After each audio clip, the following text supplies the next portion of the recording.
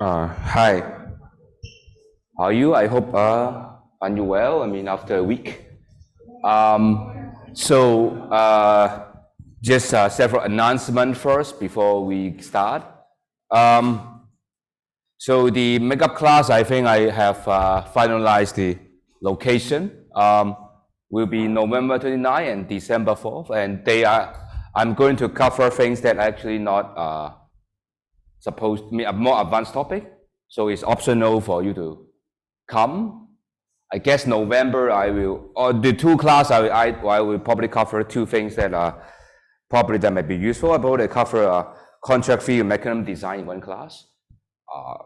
The other one I probably cover some axiomatic studies that are related to corporate games. These are the two topics that I think is advanced and also useful, and also I use it in my research, and also I see a lot of time in other research. So I will cover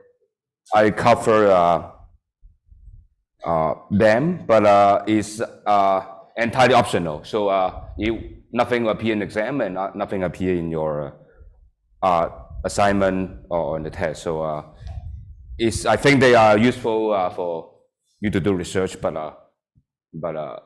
it's optional, so it doesn't change anything. One minor comment is someone sent me the email in the assignment in the last question where because I use a log and this x is 0 is become negative infinity, then things become a little bit too trivial. So in that case, in case you have done, that's okay. But if I'm done, you can look at the revised version where I changed the 100 to 200. So basically I changed, I didn't share the screen, right? Sorry. So basically I changed this number to 200, okay? If you have do 100, that's fine, doesn't matter. But if you haven't done, then you can do 100, because the thing is like, initially 100, then you lose $100, then become 0, log 0 become negative infinity, then everything become trivial because the risk premium become infinite. I mean, of course, you can do 100, that's no problem. You do 200 is also fine. So in case you worry about infinity not to how to handle, then just change to 200, then things will all fine. But whatever you like, it doesn't really matter. In case you want to do the revised version, that's the first thing. Okay. The second thing is I just tried to told the slide again. So the page again, this is the makeup day and makeup time, so it's already in the Blackboard. For those who don't have access in the Blackboard, let me know. I can add your name during the break so that you can have access to the Blackboard. In case you don't, or send me an email about your, send me your email, then I can add you there. Should be fine. Now, yeah, let's go. So the goal today is to finish topic 5, study game of company information. So I guess we only have, I guess 4 classes left, right? 1, 2, 3, 4. So basically 4 classes left. So exactly we'll do 1 for each, okay? Shouldn't be a problem. So later, as you will see, the game theory usually have 4 big topics. So that is the that means that we can cover them in 4 classes. So shouldn't be an issue. It's naturally divided into 4. Let's get started. I have to say, game theory is a very big topic. 4 classes is always not enough, because you look at econ department or other department, I mean, usually you take up the whole semester. And it's not for 3 credit class, it's 4 credit class for a semester. And even advanced topic, you can spend, here we don't have second year PhD classes, but in the US, usually you have a second year semester to do game theory. So it's not that something, even in the master of econ, okay, in the econ department, they spend 2 semesters for game theory. But yeah, you ask me why we do just 1 semester, not my design. So we have to cram everything to in your head. So that means that since we cram anything in your head, then everything must be reduced to the fact that everything is very applicable, and I don't touch any technical details, okay? I will talk about some proof, but some ideas, but I will tell some theorem, but we don't go to prove it. I mean that, but you don't lose anything except the proof. And I guess none of we're going to prove for some theory in game theory, right? So maybe you try to use the definition or to derive some solution to the game. So I think it's okay. We are not covering those. Okay, but in case you actually want to do theory, game theory, I guess you are not in B school, right? So be in econ department. So I guess there's no loss of anything. So let's get started. Without further ado, okay. So some introduction game theory, as we said, are divided into 4 classes. This class we study the most simplest one. We call static game of complete information. So let me define what static game means. Static game means just like we study Lorentz equilibrium. The idea is not a static, but just saying that we study they interact in one shot. Okay, and in complete information means everything knows everyone, and every aspect of the game. So there's nothing uncertain. There's no probability. So everything is well defined. So then you can see dynamic and just allow people interact over time. But we'll be more clear later. But that is the 4 main topic. We'll cover one by one. I will define them more clearly very soon. But that is what I say. So it's just the basic thing. Everyone just interact once and for all. But I will clearly talk about.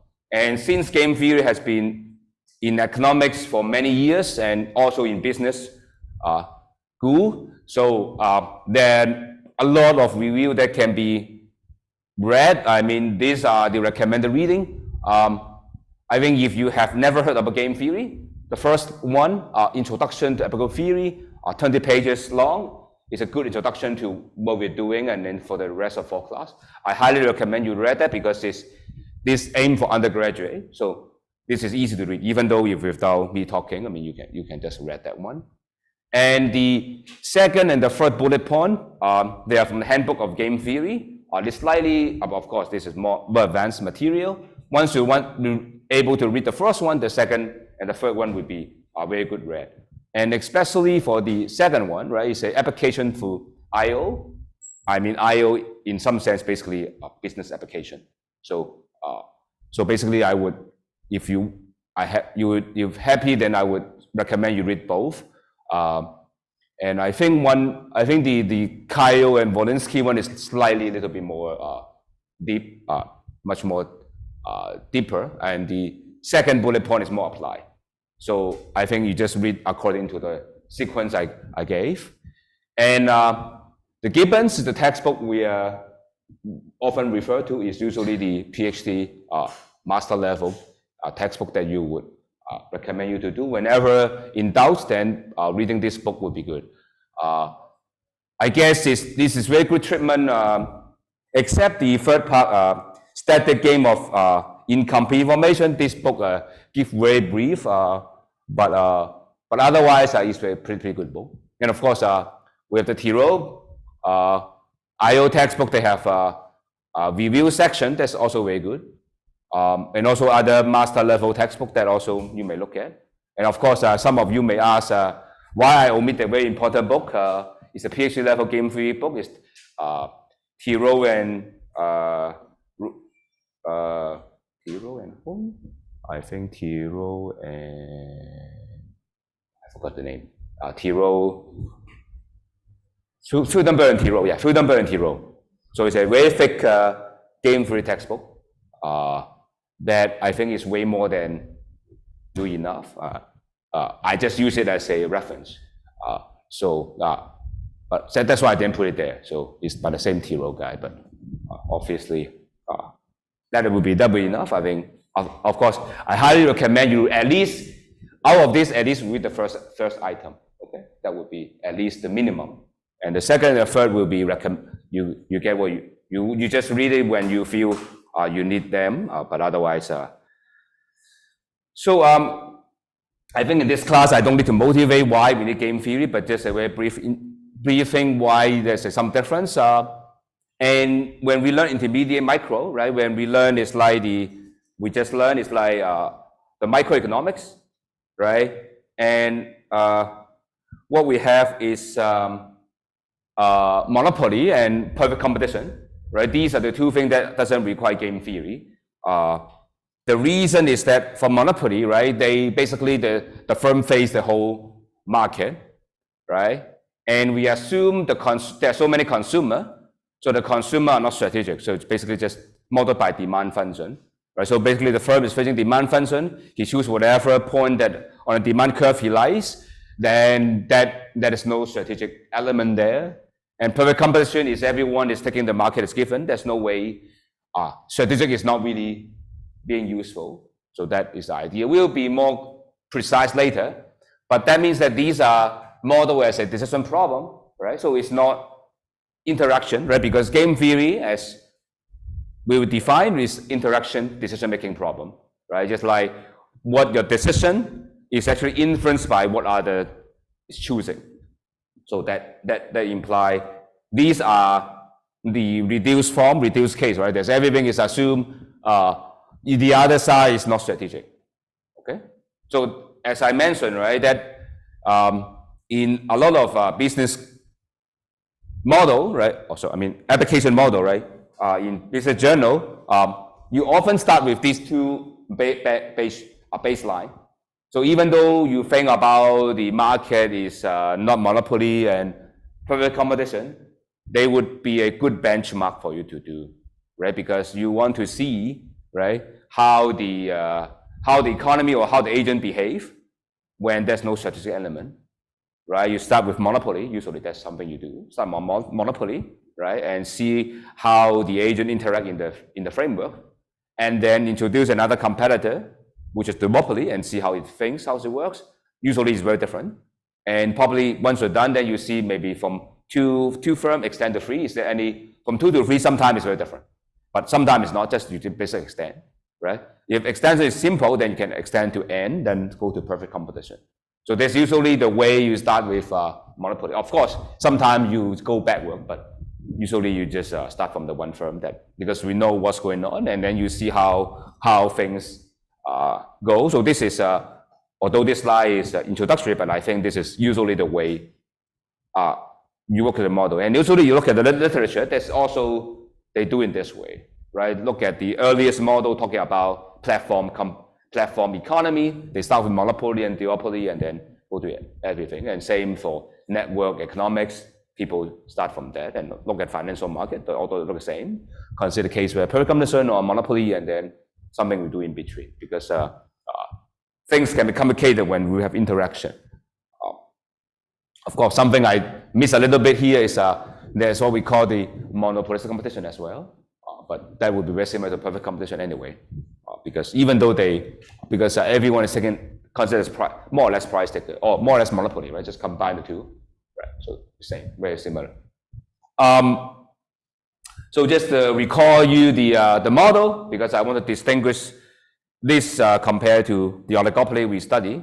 So monopoly will be just production Q and inverse demand function, P of Q. So make sure that you are careful about the inverse, okay? And then C of Q, okay? And this is the objective, right? Choose Q. And remind yourself that this formulation, I choose quantity, but because they face the downward sloping demand, choose the price the same. So that's for the monopoly, there's no difference between choosing price and quantity. And here the monopoly is only the agent, right? The consumer is assumed to be following this downward sloping demand, right? So there's only agent who make a decision is monopolist, right? Because we have assumed the consumer are basically machine just following the demand curve, right? So that is the assumption. This is important because I think in our class, basically we just assume most of the case, consumer is just machine, right? Of course, we'll give some foundation, right? Because you learn the topic 1, right? How consumer make decision, right? Although we just being lazy here to talk about this, but you should be more careful when you actually do the modeling. If the consumer is important, you should model them. But I think in most of the example, we just assume consumer is not there. But that should not be taken into usual. That is always you should use this demand. Okay. And in perfect competition, it's very similar, except that you have more than one firm, right? So it's n firm, right? It's n firm. and we have 1 up to n. Okay, and do note that later you will see n actually is finite, and n need not be very large, but to be let's see. Okay, so the only difference between the perfect competition monopoly is this Q, right? It's the sum of everyone's production, and your cost function depend on yours. Okay, and if a firm is small compared to the market, or the firm actually think his action isn't affect the market price, okay, as long as his belief is as if he doesn't change the market price, has no influence, then he will take the price as given, right? Then that is optimization problem. Okay, so just to remind you that from this formulation, we know that perfect competition doesn't require that the firm is small. Even 2 firms is fine. Okay, actually even 1 firm is fine if he's naively believes that his action has no impact on the price, right? And in that case, then it's perfect competition. It's not about the number of firms, rather it's the belief that his action has no impact on the price, right? As long as you think about the derivative, you think, right? They take a d pi dq has no impact on the p. As long as you think the price is facing is horizontal, right? As long as this is thought in that way, then it's perfect competition. Okay, it doesn't require a lot of firm. As long as it's price taking, right? That is fine. So it's not about n is go to infinity, but of course, often the time you think about n go to infinity is the way to think about perfect competition, right? Because it's very rational to think when n is big, right? Your impact on this big Q is basically negligible. That is why they think about perfect competition.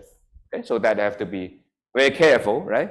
It's not related to number of firm, but rather is how the firm think, right, about whether the market price is driven by the action. If the market price is not driven by his action, then it's perfect competition. Okay, but to make sure that is a very important distinction from what you learn in undergraduate and the PhD, how you model that. Okay, it's whether you think it. Okay, and it's not far-fetched to think in the short run. Actually, firm can behave as if perfect competition, right? Because they would think the market is inelastic respect to price, right? Even though it's monopoly, right? If you think in that way, then it's fine. Now, so why game theory? I mean, probably you would know what game theory is, but just say here is like somewhere in the middle, right? Monopoly is the firm facing the whole market, and perfect competition is the firm actually face the market that has no control, right? Monopoly has full control. So in the middle is if all the firms together have joint control, right? And every firm will have some control of the market, right? So it means that how much what's the profit, right? Or what's the quantity you can sell, or what price you can set, depend on the quantity of other firm, right? That means that every one decision is interrelated, right? So this interaction. So game theory, right, is a framework studying interaction, right? So that's why some people would call, as Rubinstein put, is an interactive decision theory.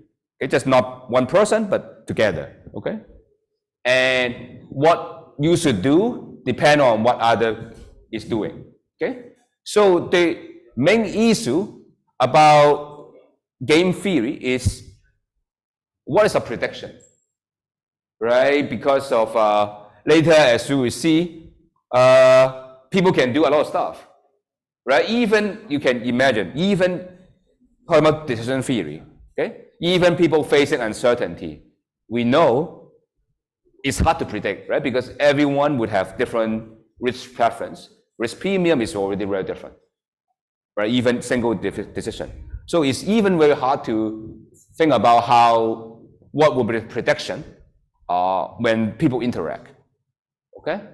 Later you will see, very soon you will see what I mean by here is what is a prediction is very complicated because when monopoly and private competition, we have very clear prediction. We have a unique outcome, right? There's equilibrium. We think there's a very strong structure, although we don't talk about those, but you should know, right? When we learn the Marshallian cross, right? When the price above equilibrium price, quantity adjustment will bring the price down. When below, the price will go up, right?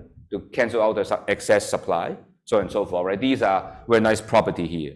But this kind of this equilibrium adjustment doesn't exist in general in game theory, okay? So that means that when we talk about game theory, there are a lot of possibility, and that makes a lot of trouble, of course. So this example clearly shows what you do when you have duopoly, right? You have the two firms. In that case, the price facing by firm one, right, will be depend on joint quantity, right? And in simplicity, you can imagine if firm one produce nothing, firm two will likely to produce monopoly, as we would expect, right? When firm one produce a lot, firm two probably don't want to produce that much because producing extra actually will lead to very low profit, right? So that means that actually what firm two can be done actually will depend on firm one, right? And what firm one do depend on firm two. So that's a problem, right? There's a chicken egg problem, right? Is how do we determine what is the prediction? Okay, so there's a lot of thinking goes on, and that's why it's not surprising. Game theory only comes out less than 100 years, right? Compared to development in physics, right? The modern physics actually comes in the Newton, right? Newton time, right? 400 or 500 years old, right? But game theory is just like, I mean, less than 100 years, right? So because it's very deep, very difficult issue to think about. And of course, before the invention of game theory, right, people think it's not possible to analyze this case, right? Because, right, what you do, right, is very difficult to think, right? So let's see the more formal, then you will see what I'm saying. So as we said, it's interaction decision-making process. So naturally, historically, they're divided into four kind of game, four class of game. And depending on the game, is a static and dynamic. Static means they interact once and for all, no more further interaction.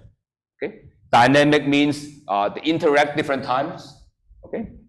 And depend on complete information or incomplete information, whether the agent or the players know, or the people enter the game know what's going on completely or incompletely. And very interestingly, when you deviate slightly from complete information to incomplete, then things can change radically. Okay, but these are all the major type of solution that you see in the literature. Of course, by no means is exhaustive, and there are many ways to come up with a solution. But for most purpose, I think these are sufficient. Okay, and you can see they're all with the equilibrium idea. Okay, which we'll define carefully later, but these are all the solutions that we will learn, and then this actually should stick into your mind.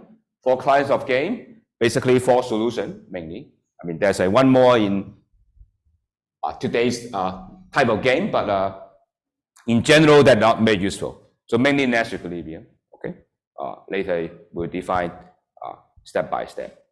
Okay, so static game, complete information. Okay, so in general, we will call it a strategic form game. Okay, so when we talk about game theory, as we said, is interaction decision theory, right? So that means that we have to define interaction, so must be interact someone. So we'll define who are the player, who are the participant. It's called player set. Okay, we'll define the first is who played the game. Okay, this have to be very careful because I see some of the papers that very good paper that they are not very careful who is actually making the decision. Okay, you have to say these are players, they are not. Okay, and otherwise you see a lot of referee report will report. Okay, who are the players? Not very clear. Okay, okay. There's no shame of saying someone is not strategic. Okay, so if not strategic, it's not strategic. It make it clear. Rather than referee tell you that you're hiding something. It's okay to make assumption. And the second one, right, the interacting decision making. So we should tell them what possible action they can do. Oh, they're called strategy. Okay, what are the strategy? what action they can take, and it's interaction decision, right? What are the consequences of the actions? It's called the payoff function, okay? And they have to be very carefully defined, okay? And later you see a lot of problem is the payoff function is not well defined. In some of the cases is some of the strategy you have to specify what the payoff for each player for all possible combination of actions. You cannot leave some action combination payoff unspecified. Okay, what happens if A choose this, B choose this, you don't know the payoff, you don't define, then it's a big problem. Okay, I see a lot of paper is not very well defined. Okay, so that's why when you go to economics, they have to be very clear. All these things they define very nicely. Okay, that is usually not the case in business journal. In general, in this simple game, it's not a problem. When you go to dynamic game, that can be an issue because a lot of paper maybe say, okay, if A do this, B do this, C do this, a game tree. Later you will see, next class will define. The problem is when things become very stupid, okay, you never expect that to happen. They don't define those game. What the payoff, what can be done, and then the equilibrium is not well defined. Okay, and equilibrium well defined, there's a lot of problem comes out from this, and actually may break down your whole analysis. So I have to be very careful. So that's why in econ model, usually they would define very carefully what actually is. You can say it's very repetitive because all the model will start with this one. They define this everything very clearly. Okay, and even if you write a model for business journal, I would think you should write at least in your appendix or at least in your own notes how carefully define that. Okay, otherwise you will have problem in the future.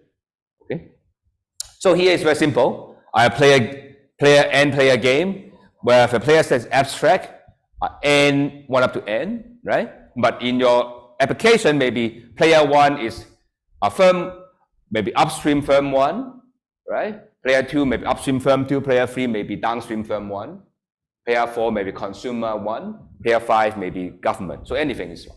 So this is abstract 1 to n. It's nothing, just a we assign number to them, just for simplicity to represent. Okay, you would in your application you would tell me who are the player, right? Not 1, 2, 3, 4, but rather say the player is upstream firm 1, right? Firm 2, so on and so forth, right? Maybe smartphone competition, maybe 1 is Huawei and Apple and Samsung, so on and so forth. Okay, you would tell me not 1, 2, 3, but in our class, we just do more abstract, okay?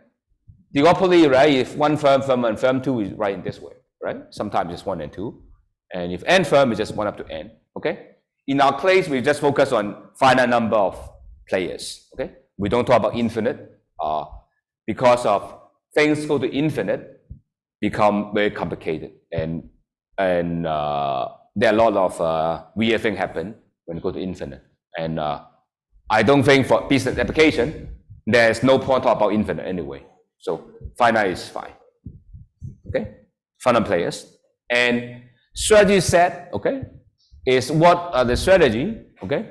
We have the capital S to be the set of players, set of strategy, and small s is generic element, okay?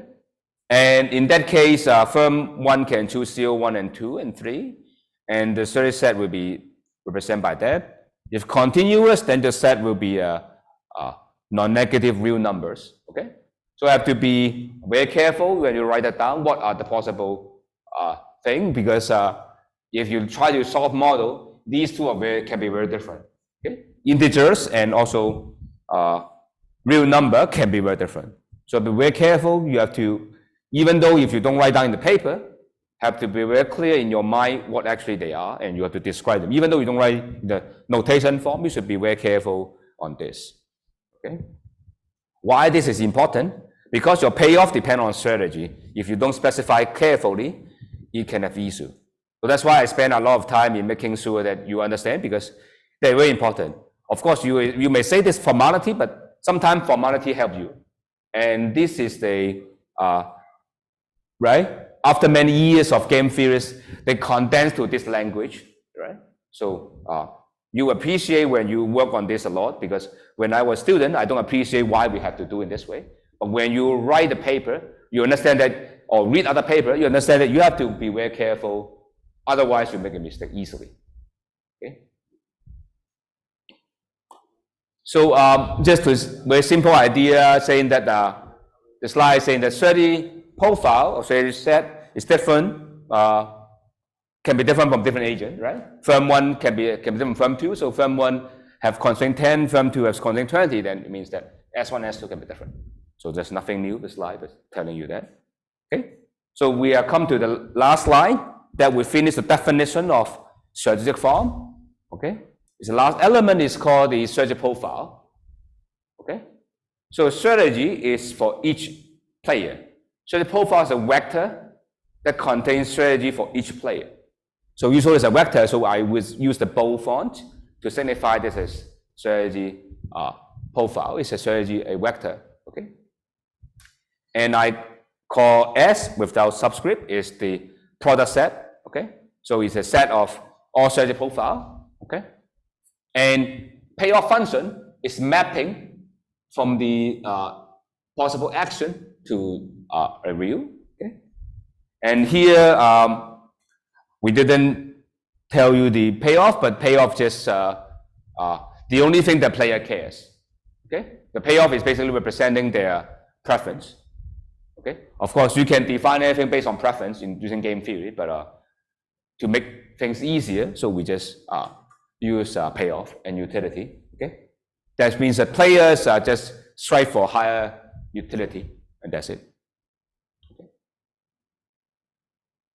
So as we said, the normal form or strategic form will be defined by 3 elements there, right? Called game G. This is standard way you see in a lot of game theory text, right? You tell them who are the players, what the strategy can be chosen for each I, and who are the payoff, right? And up to N. Okay. So that have to be the 3 things. If you have the 3 things, then the game description is complete. Okay. Either implicitly or explicitly, you have to define them. So make sure that you don't miss it. Okay. Be very careful. And that's usually you write a paper, right? You describe, we consider economy or consider industry consists of firm 1, firm 2, firm 3, and firm 1, firm 2 interact in the market where they compete in whatever, choose the quantity and price, and then according to this demand, and this is the payoff for each firm, right? And very standard, right? So that is how you describe, okay, in all the papers. So very important, that's how you write the papers. And okay, this is the way, right? It's 2 firms, right? Firm 1, firm 2, that what they can do, there's a payoff. Okay? Already, there's a lot of assumption here, right? So the main assumption is not 1 and 2, right? First line and second line is no problem. Of course, assuming they can produce infinite quantity is already an assumption here. There's no restriction on what they can produce. But anyway, that's fine. Because we can make CA somewhat crazy. But the main thing is this guy, right?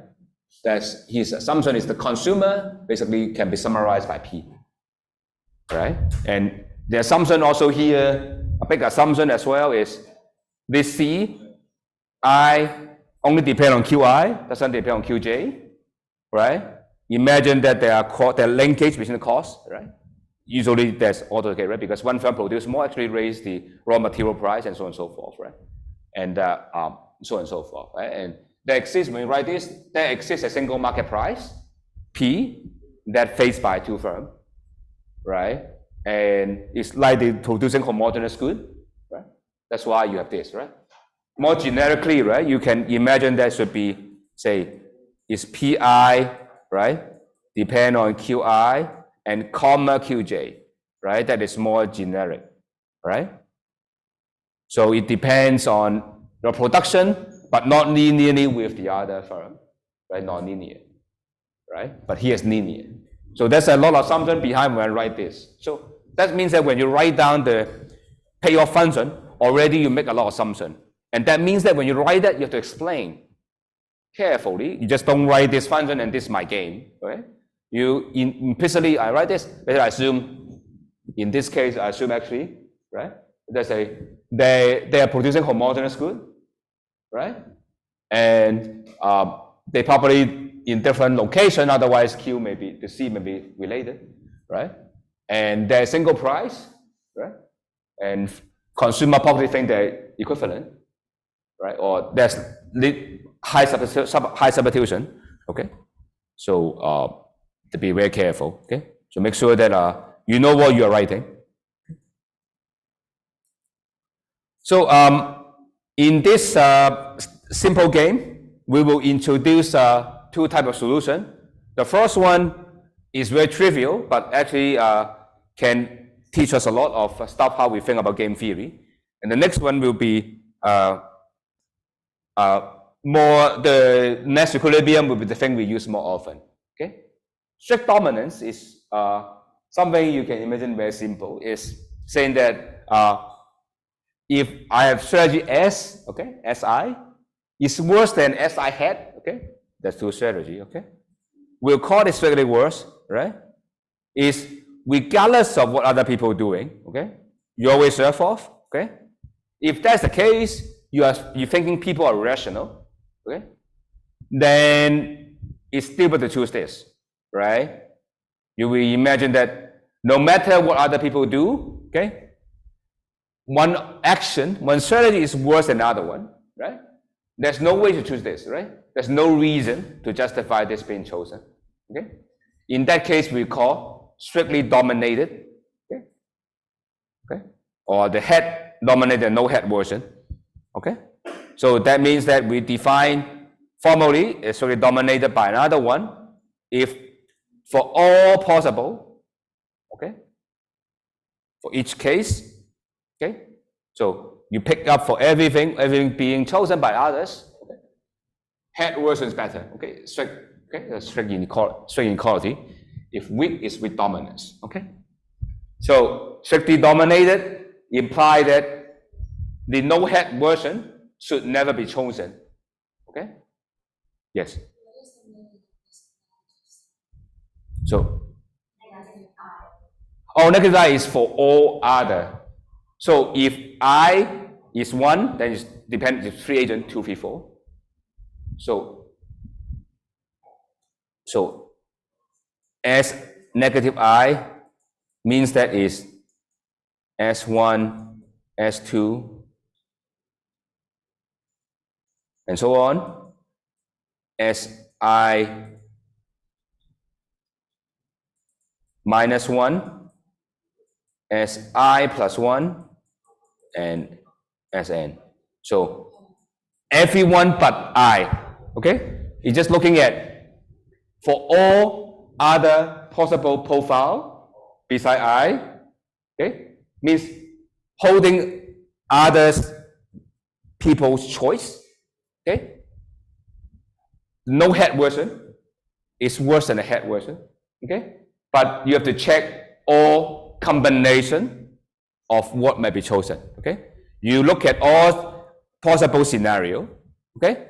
One action is always worse than the other, okay? And that means no way you can choose. There's no reason you would choose that, right? Unless you're crazy, right? If you are aiming for higher utility, right? Higher payoff, right? Then you would always choose head rather than SI, right? There's no reason you would choose SI, right? Is that okay? So, is that fine? Okay? So here comes our main definition of first solution concept is called dominant solvable, which you might have heard already. So it means that if, okay, I'm not stupid, okay, then I would not choose the dominated strategy, right? I would never choose the non-head version, right? Head is always better. No matter what you do, I would not choose that, okay? I would not choose the non-head version, okay? And I also know that you are not going to choose it as well, right? If in the case that if no one is choosing the stupid thing, if what is left is only one choice, then that's our prediction. Okay? So let me repeat the statement. If I take away all the stupid action, only left is just one choice. If the same for everyone, only one choice left. That's our natural prediction, right? If we assume no one is being stupid, okay, everyone, because complete formation, right? Everyone can see what happened, and no one is going to be stupid, and that is the natural outcome we expect. Okay, so that's what it means. Definition is we call game is dominant solvable. If every player there's a strategy, okay, that strategy dominates all the other strategy. Okay, by taking away what the strategy you do, right? Everything is there. Okay. So let's just look at example. Is very clear what we are saying. So this is the most famous example. After that, we'll break. Okay.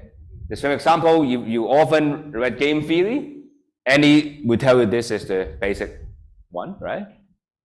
This game theory saying a criminal, okay, they try to rob the bank, right? The bank, but before they rob the bank with the guns, they actually stop the police, okay, and they detained by police, and police separate them in 2 rooms, okay.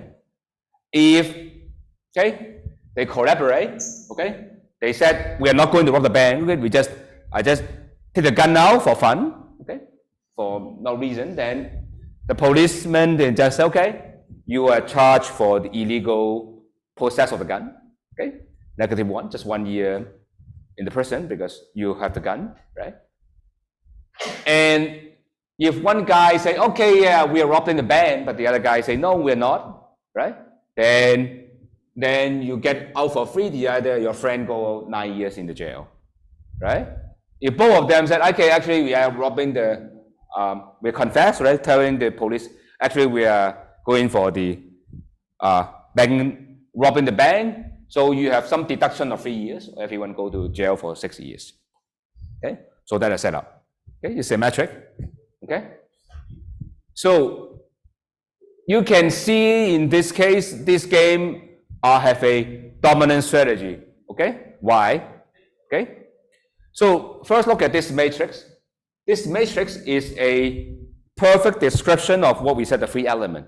Okay, 2 player, 1 and 2, we'll write down in the very outer layer, 2 layer, and every player have 2 strategies, C and D, okay, described, and possible outcome combination, everything is there, right? The first -1 means the player 1 payoff, -1 means the second payoff. So a payoff matrix like this completely describe everything, right? Players, strategy, and payoff function. So that's why by writing this already have everything, okay? Implicitly is well done, okay? Of course, it's easy when you have 2 players, right?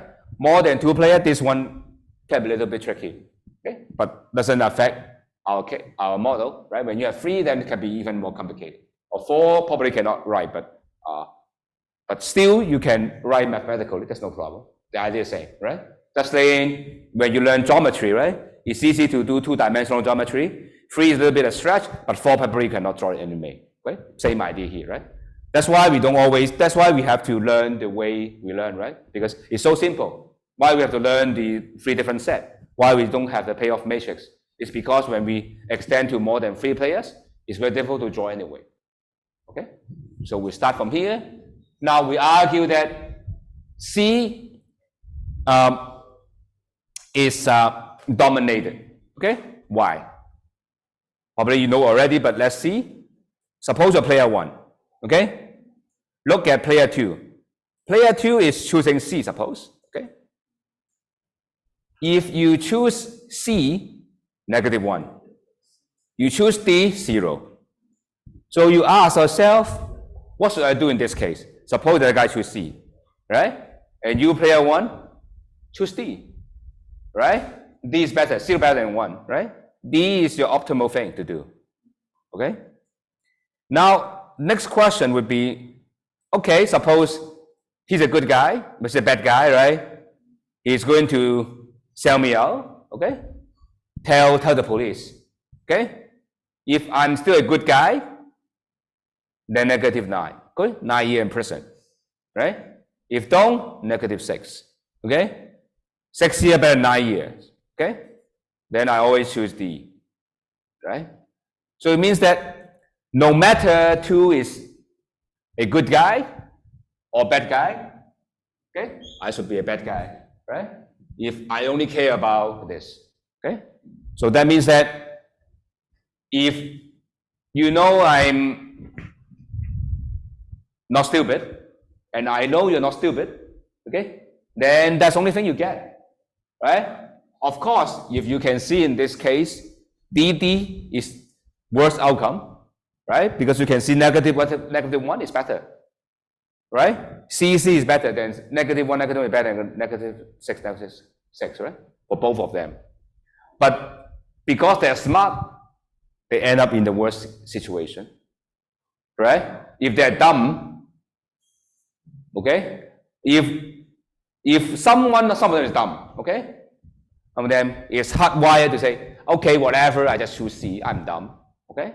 I don't know, I choose the smaller one, right? If someone think and they know they're dumb, actually they end up with better outcome, right? Being smart is bad, right? What happened is, this is what happened now. Why we have involution, why内卷 is here, right? Because 卷不卷, then I 卷, then you 卷, then now we end up with 收卷, right? That's what happened, right? If we agree to 躺平, C, everyone 躺平 is good, right? So we lie down, we 躺平 is good, right? Everyone lie down, everyone is good, right? But lie down have to be collectively. We are lie down, we know we are lie down, and we are dumb, we announce we are. That's why we have to announce that we are going to lie down, and you lie down, then it's good, right? Of course, if we lie things beyond the game, if we interact one shot, right? It's very difficult to sustain, right? We interact once and that's it, then that's bad, right? And that's actually what happened when you see the case in your hometown, in your neighborhood, you don't throw rubbish, right? But you know when people go to somewhere, countryside, go to the overseas country, right? They just throw rubbish, right? And because you go there and once and for all, you don't interact anymore, right? Or look at the restaurant, right? Restaurant, they serve the local customer. Usually they would be able to be honest, right? For restaurant, they selling to tourists, they tend to be cheating, right? You know it's going to be very difficult to think, right? And about the future collaboration, right?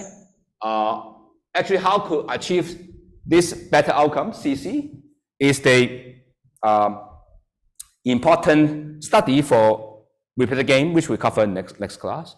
So actually, this game, although it's very simple, it's well studied. It's studied for many economists to see when people interact many times, they should be able to sustain C rather than DD, right? Because C is a better outcome than DD, okay?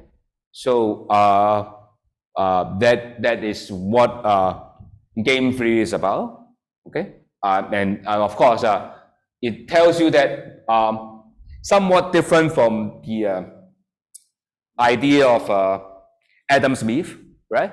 Adam Smith said, invisible hand, right? The idea is everyone trying to pursue its own interests, okay, can be unknowingly or unintentionally to the good social outcome, right? Actually, we see what we call the first welfare theorem, second welfare theorem, right?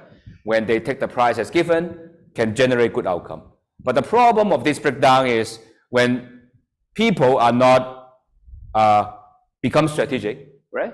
When they become strategic, then things breaks down, right? This likely to be good outcome, but turn out to be right? So maybe we end this. That's a break. And after break, we'll talk about more interesting game because this game is simple, right? Not trivial, but simple. But a lot of scenario, this doesn't fit very well. But again, even in business application, this actually fit a lot of scenario. And you see many paper actually just a little bit variation of this, adding many features, but at the underlying background, at the very end, it's this guy, right? Can you imagine this later? You learn this Bertrand competition, right? Indeed, right? You have normal price, you go to low price, right? You go normal price, yeah, but the other guy go to low price, right? So that's why price war is difficult to stop, right? Because that's not like the OPEC, right? Because, right, you don't pump, I pump, right? It's very difficult to detect the other guy actually pump or not, right? So it's easy to get cheat, right? Because here is complete information, right? Even complete information is cheating, it's tempting, right? What happens if you have incomplete information, right? It's even more tempting to cheat, right? Because you don't know actually the guy has cheat, right? You're more likely to cheat, right? Because you know all the scenario, right?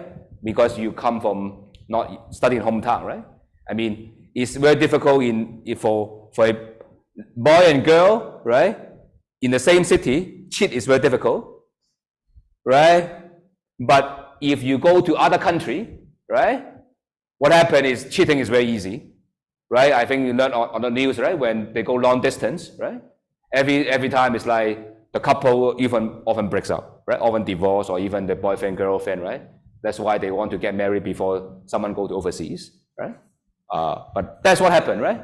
And when they get married or get engaged, right? To make the cost larger, right?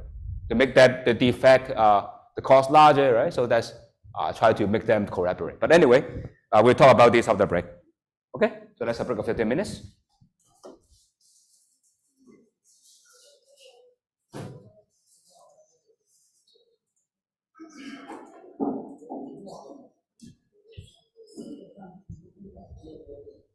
In the meantime, I open the U reply. You can do it anytime you want.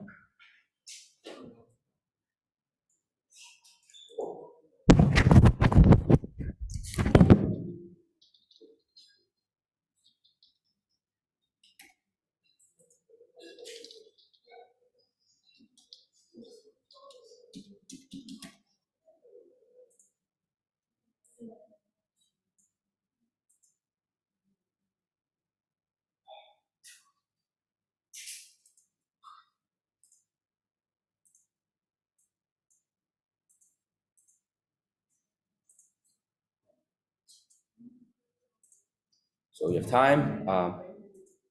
Please leave your message here so that I know I'm going too fast or too slow, or if some question, that would be great. I see you soon.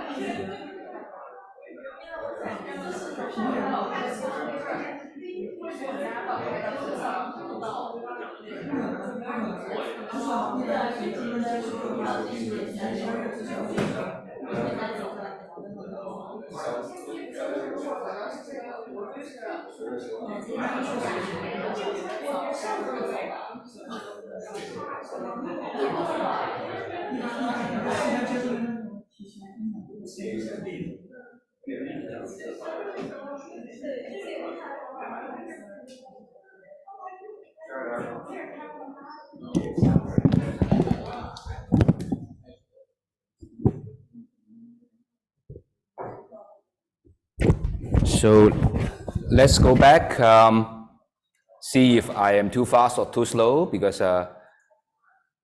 no, okay, good. It's good. It's a good speed. Okay, that's good. Oh, don't laugh, because I do have many cases. Actually, people don't know what day is today. Yes, even for PhD class.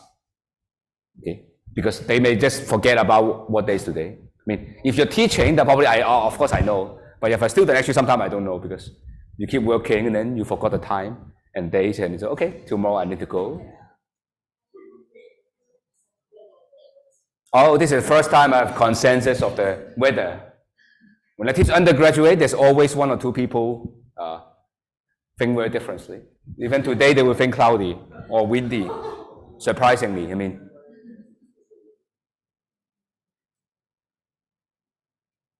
yeah, Jen or Tangpi. Yes, that is exactly what the meaning of prisoner's dilemma. Yeah, Jen. Yes.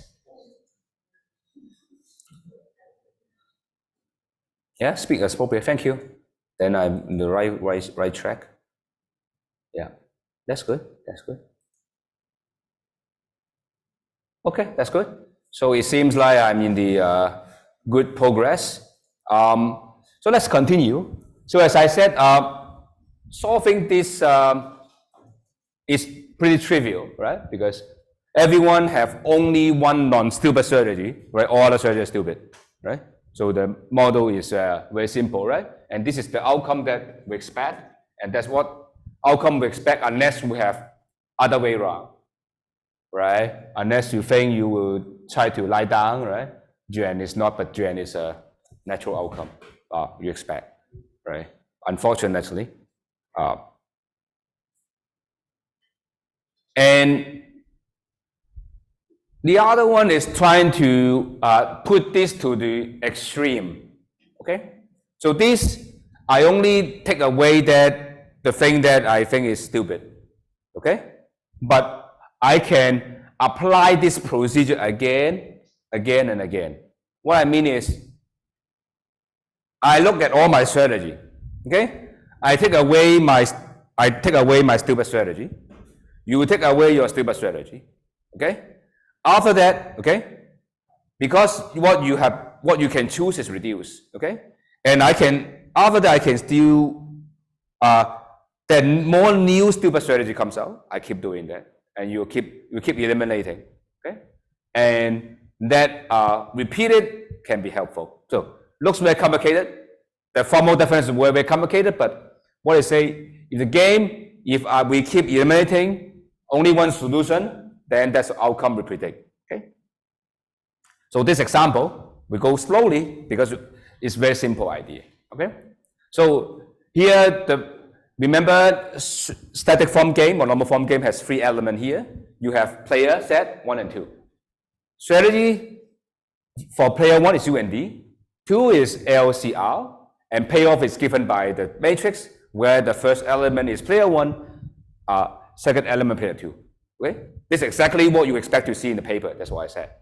I mean, exactly the description you see in journal article. Okay? And then the question now is how to solve this model. Okay? First, if you try to compare, look at pair 1, okay? There's no semi-domination, right? Because U is better under L and C, and D is better under R. So it's not clear. U and D, which one is better? Up and down, which is better, right? But for player 2, left, center, or right, okay? They're clearly dominance idea. The idea is that you compare, not forget about left, look at center and right. Okay? Look at center and right. Okay. Look at this. Compare to this, and particularly focus on, I think, highlighter. Okay? Consider player 1 choose U, okay? And C give you 2. R give you 1, right? And consider player 2 choose D, okay? C is 1, R is 0, okay? So C is better than R, okay? If you choose R, I recommend you whatever you choose C, right? So that means that in this case, you can take this out of your head, right? That means that they are actually not playing the original game. They're playing a new game, which now consider 2 is playing L and C only, okay? So basically what we're doing is we keep changing the game, okay? They're not playing the original game, okay? And that requires a big assumption here. They're smart enough to notice that they're not playing LCR. Actually, player 2 only choose L and C, okay? That's a big assumption here, okay? Both players know they're smart enough to discard R. They would think R no longer in the game. Is that clear? Okay?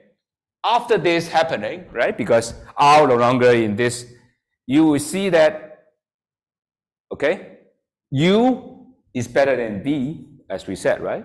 U has payoff 1 regardless of L and C, right? Let me highlight that to be,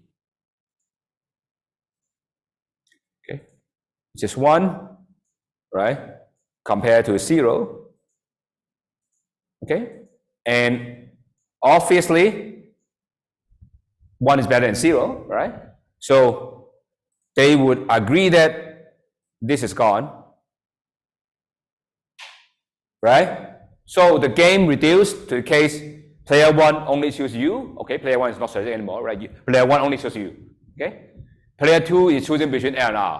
Okay, given player 1 always choose you, right? Player 2 obviously only choose C, right? Because compare 0 to 2. So that means that what's left? This is gone. Okay, what left? They agree to play a game. At the end, player 1 only have U, player 2 only have C. That's a prediction. Okay? Do remind you that this requires a lot of thinking, right? I know, you know, I know, you know, I know, so on and so forth. It's a very complicated logic, right? I have to know that R, you will not choose R, right? You know you're not stupid, you choose R. I know you're not stupid, you are not choosing R. And I know you know me, I know you choosing R, right? That's where it's infinite. And indeed, it's not funny because indeed actually require this infinite digression. Okay? You cannot stop somewhere. Have to be, although technical detail, but have to be, there's infinite train of logic. Okay? There's nothing stop, otherwise things will be very different. But we don't focus on that. If you want to know, that will be something very complicated, not covering in a class, is how the knowledge can be used to derive this kind of stuff, but beyond the scope of class. But you see is our solution. I hope it's clear. Okay. So that means that our game can be solved if solved by dominant strategy. It's dominant solvable is good. It's solvable by iterated elimination or strictly dominant strategy. That's good. Okay. So that is a two way to solve the game, but of course very limited application, right? But that being said, if your game actually solved by this, then your solution is very strong, right? Because later you will see we apply a more general concept. Of course, that would be much weaker. Okay. Okay, so this is fine. So in this case, you can check nothing can be eliminated. Okay. Although one may predict 6 is the most reasonable outcome, right, from this diagram. But you will see nothing is strictly dominated. Why? Check. Okay. Suppose you're player 1. Okay, you're player 1. Okay. Can you say U is always worse? No, because U is sometimes better, right? And M is it? No, because M is bad. M is good when L choose L, right? When 2 choose L, M is good, right? When look at D, right? It's also good when 2 choose R, okay? So there's no domination for UMD, right? Up, middle, down. Also, there's no domination for LCR, again, comparing, right? Look at player 2, okay? Right, look at player 2, okay? And you can easily say, right, when there's nothing clear that one is strictly better off, right? In D case, R is good, right? And C case, M is good, right? Under U, L is good, right? So each one is actually correspond to some good thing, right? So none of them can be, you cannot eliminate anything, right? So although I would predict, in this case, it's natural to predict D and R, right? This is best outcome, right? And given the idea that we are here, no one actually want to do anything, okay? That is the nature will define Nash equilibrium very soon, but that is one of the reasons we'll talk about a more general solution concept, okay? So we are going to talk about the idea of Nash equilibrium, okay? And if you watch the video, the movie, Beautiful Mind, basically to talk about that one, okay? Of course, as many notice, the Nash equilibrium that described in the movie is wrong, Okay, probably can tell me why it's wrong. But you can check the video. I can send it to you. But that is a very interesting. It's not Nash equilibrium. So the story is this, but probably you can see the video. So the story is Nash and his friend go to the bar, okay, to the pub, okay, they place drink, and they're thinking there's a beautiful lady there, okay, and there are several not Nash beautiful lady, okay, and his idea of Nash equilibrium is if we all go to the beautiful lady, then the beautiful lady will reject, okay, and then because we're rejected by the beautiful lady, we go to the less beautiful lady, and this second best lady doesn't like to be the one who will be second invited, so none of them will got the lady, right? So then that is said the Nash equilibrium should be we go for the, that's why say the Nash equilibrium will be everyone go to this second best lady first. So let me repeat because this is what is in the movie, but you can probably tell what's going on. So the idea is like this. You can check the video, okay? But you can tell that's why so that's a they call the blondie. So there's a very beautiful lady here, okay? And there's not so beautiful lady, okay? There's multiple here, okay? And in the movie, right? It's Nash, okay? He's sitting here and with some of his friend, okay? Okay? And he said, he figured out what Adam Smith is wrong, okay? How he figured out that is, if every one of them go to the first, okay?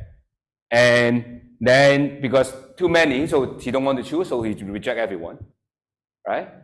But if after rejection, you go to the second lady, then they reject because they don't want to be seen as the second choice, okay? So the equilibrium should be everyone go to the less beautiful lady, right? That means that competition lead to inferior outcome, okay? That's what he said, okay? But of course, their friend joked about that. Okay, you tell me this Nash equilibrium because you want to go to the beautiful lady.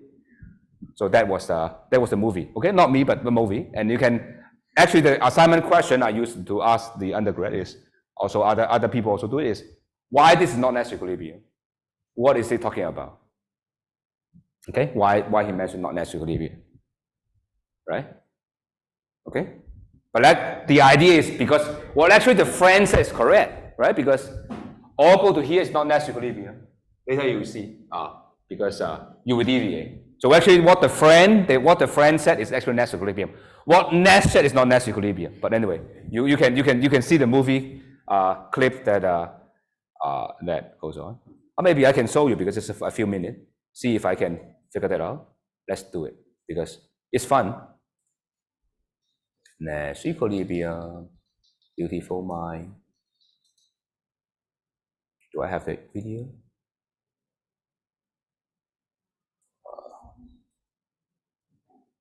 Oh yeah, this is the one. Incoming, gentlemen. Can you hear? No? Can I ask? You can't really hear, right?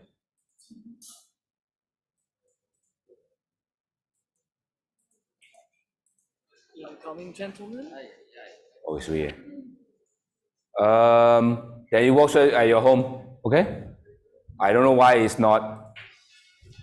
Can you hear anything? No. You watch it by yourself, okay? That is actually what I said anyway. But it's fun. I mean, it's fun to watch. I would. Anyway, I don't know why he had done so, but that's what Nash equilibrium is.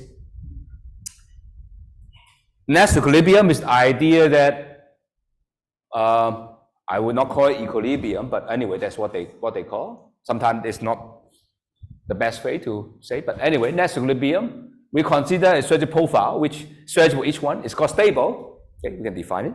if no one to change, right? So we will say we only consider the case where we call unilateral deviation, in the sense that if all other players remain unchanged, you don't want to change, then it's equilibrium. Okay, let me repeat the statement. Is holding that other people not to change, okay? I don't want to change. It doesn't preclude joint change. Okay? That is actually the main thing is, do know that equilibrium is a strategy profile, not a payoff. Okay? It's not the strategy. So it's very important. Make sure that you are clear. The equilibrium is not the number payoff, it's the strategy. Okay? That will be more clear when we talk about dynamic game. Okay? It's not, it's a strategy. Okay? The strategy, as long as, okay, I allow weak inequality. Okay? As long as, given what other people are choosing, okay, this is the best. Okay? So it will be clear when we talk about the matrix, but have to be noticed, we only I have to go back. Is it? Okay. So it is only that you consider other players are not changing. So not consider very complicated. Okay? You just focus on one column, okay? And there's no joint deviation, okay? And we'll talk about the joint deviation later, but this is a basic thing, okay? And we will more carefully define very soon what are they, but definition is very simple. Other people don't change, you don't change. That is Nash equilibrium, okay? Now, we talk about some property before we go to example. The first property is equilibrium may not exist, okay? And there can be more than one equilibrium, okay? And equilibrium can be inefficient, that was Nash was talking about, but you already seen the personal dilemma first round. So let me illustrate what is doesn't exist Nash equilibrium, okay? You look at the game theory textbook, this is called matching pennies game, but basically just rock, paper, and scissors, but simple version. What it's doing is two players, okay, they have coin in their hand, high in the background, okay, they can show whether it's a head or tail, okay, and if the same, player one lose $1. If different, player one win $1. So that's a definition. So you can see this is a description, right? And you can define it in this is the game form, right? Usually, I expect in a paper, right? Your paper is you write this in Word, and this is how the matrix goes, right? Your two players, head or tail, right? And then if both head, player one lose $1, tail lost $1, right? And if different, they win $1, right? So this is the full description of the game. Of course, I don't write formally, but you should be able to at least. I mean, the game theory is a lot of formality here. I mean, you will see this paper, in this topic and the subsequent topic. It's not necessary that you define everything in the paper, but you should know actually everything is well defined in your head, right? Otherwise, if not, you are not clear, then you are not clear, you don't know what you're doing. So in this, under this, okay, there's no Nash equilibrium in pure strategy. Okay, in reason why? Focus on this outcome, head.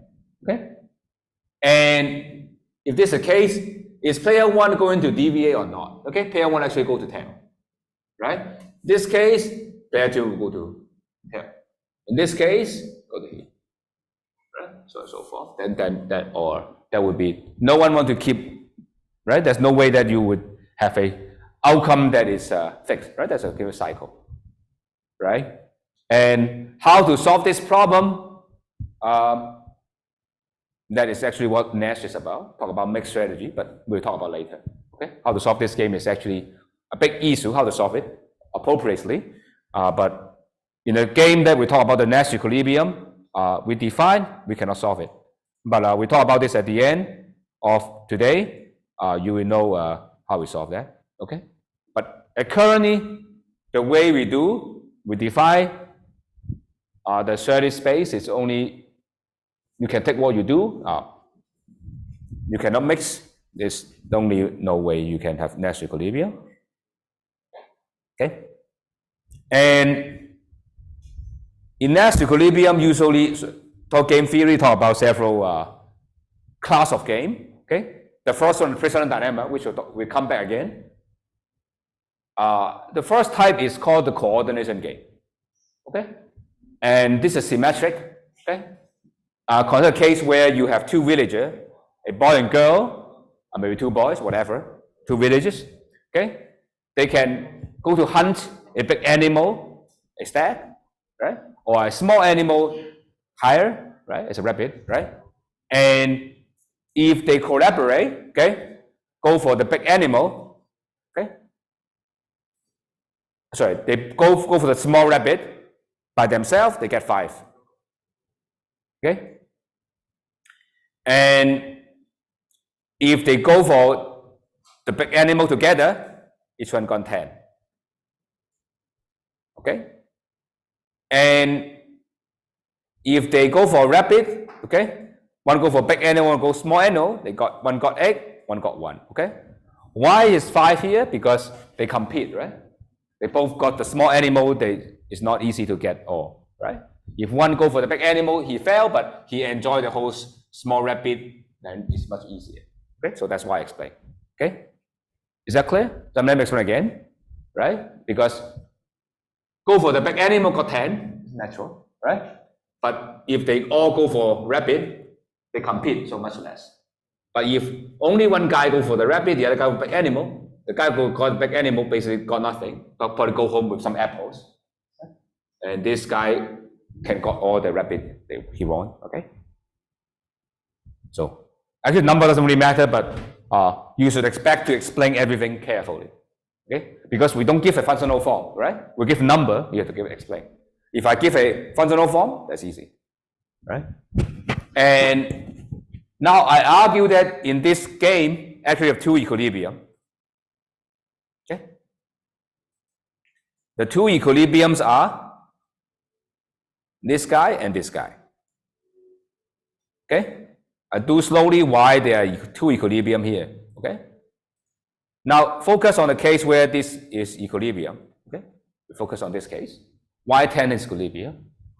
Remember to check Nash equilibrium. We just check this outcome, whether each player want to deviate. Let me repeat the statement. We want to check, given this strategy profile, stat and stat, is there any incentive for each player deviate?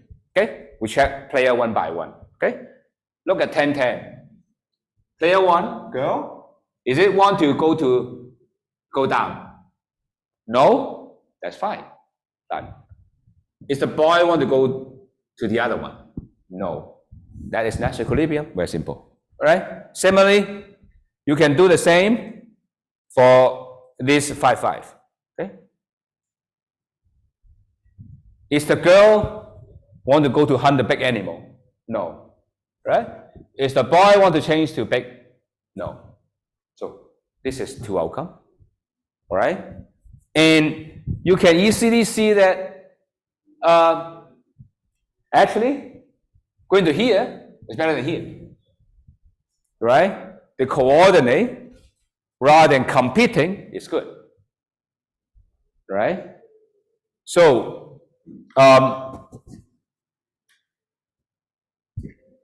but the thing is, both of them are equilibrium. Okay? So what's our prediction? Okay? In general, in Nash equilibrium, we can't say anything.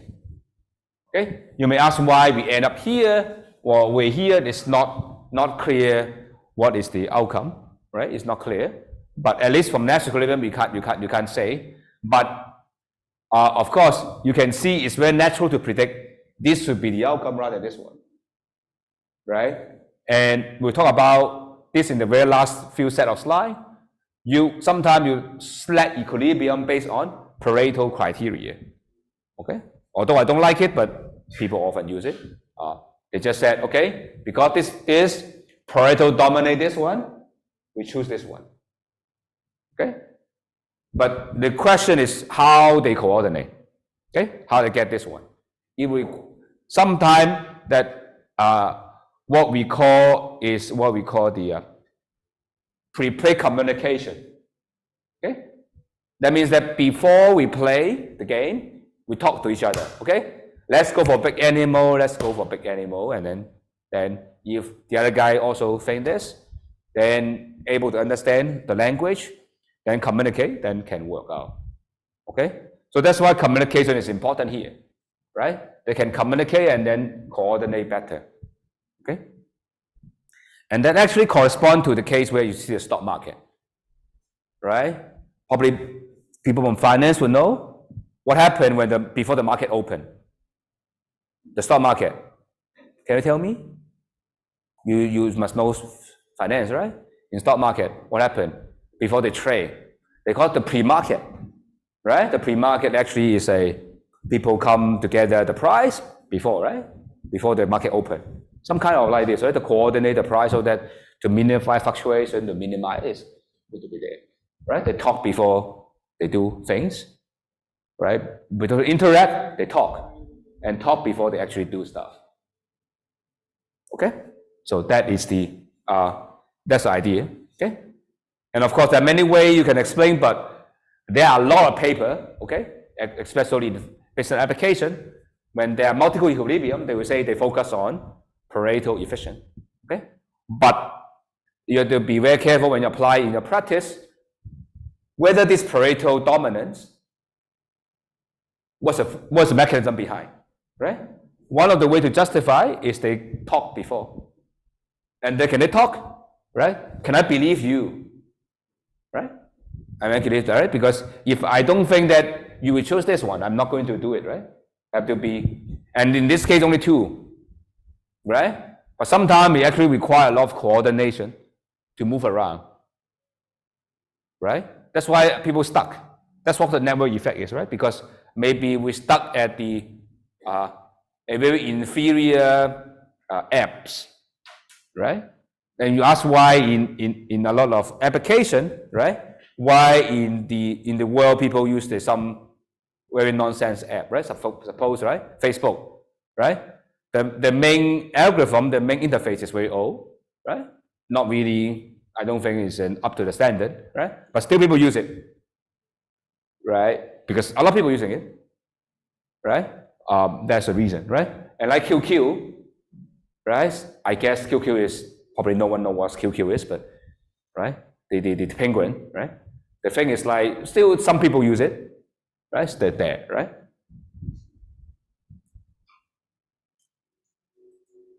And look at the US, right? You know that, I mean, they still use a lot of things that is not very efficient, right?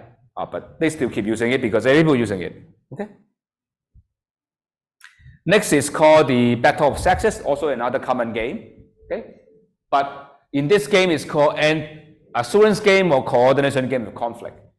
So the model is very simple. The game is designed when there's no smartphone, okay? The boy and girl, they decide what to do tonight, okay? Of course, now as smartphone, there's no more this game, but you can imagine that the battery dies, okay? So they don't know what to do, okay? If they don't meet each other, they want to go home, right? They don't want to do it by themselves, go home and watch Netflix or whatever, right? And stay there or go to TikTok, right?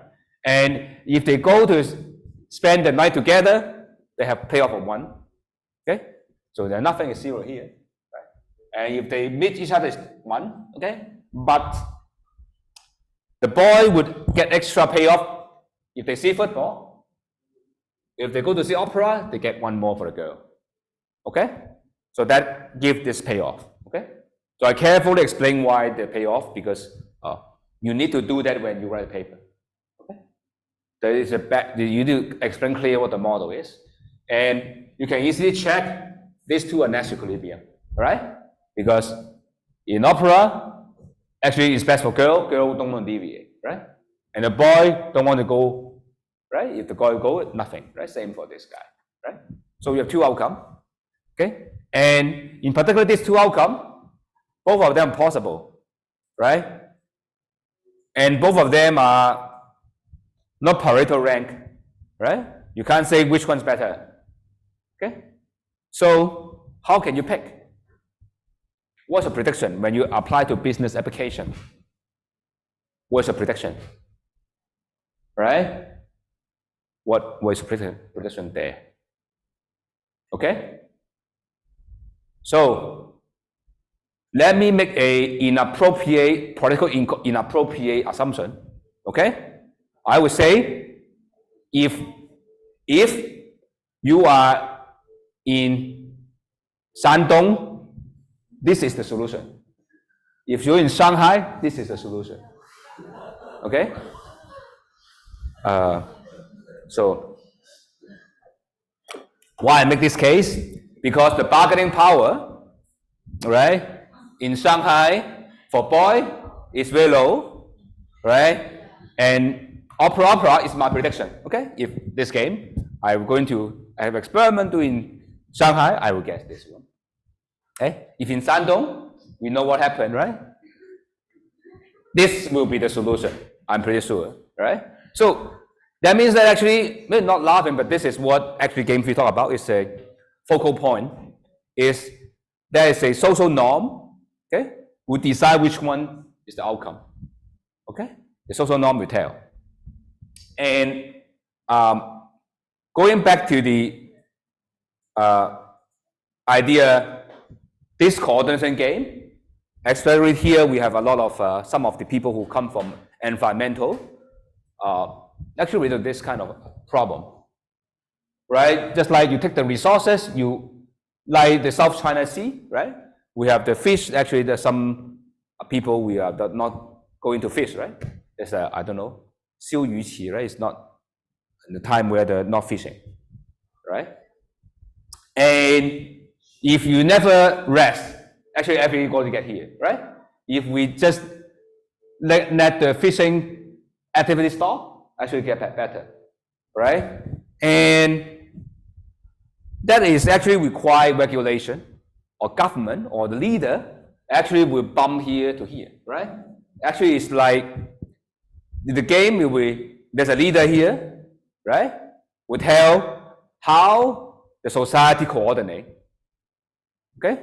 And that is that's why the leader can collect rent, can collect money, because of he tell people what to do, right? Of course, this excellent idea is not invented by me, it's invented by Roger Myerson, the Nobel Prize winner. He just basically explained why the rise of the government or a rise of a leader is basically able to coordinate people action, because a lot of time in society there's coordination problem, right? And the government is going to coordinate that. And market fails here, right? Imagine the problem I said is a fishing, right? Everyone go to fish, right?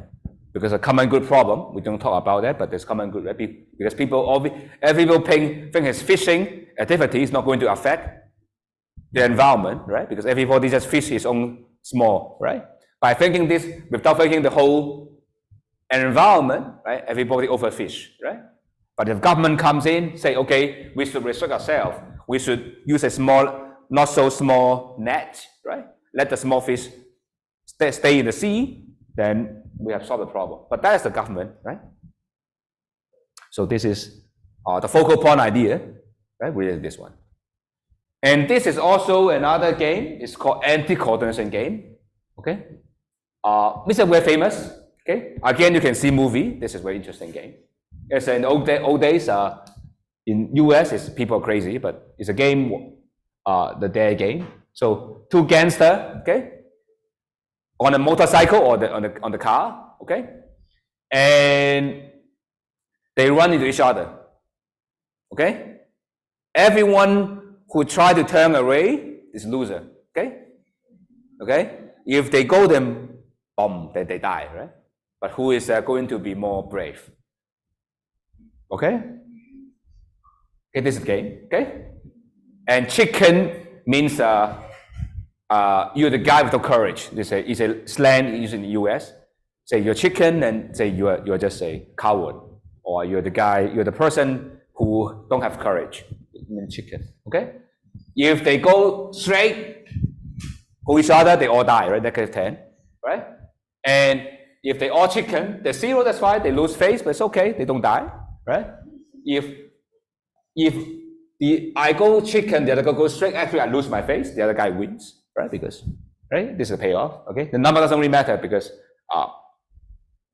and turn out in this game is what you left is only these two outcome. Okay, it's only you have chicken straight or straight chicken.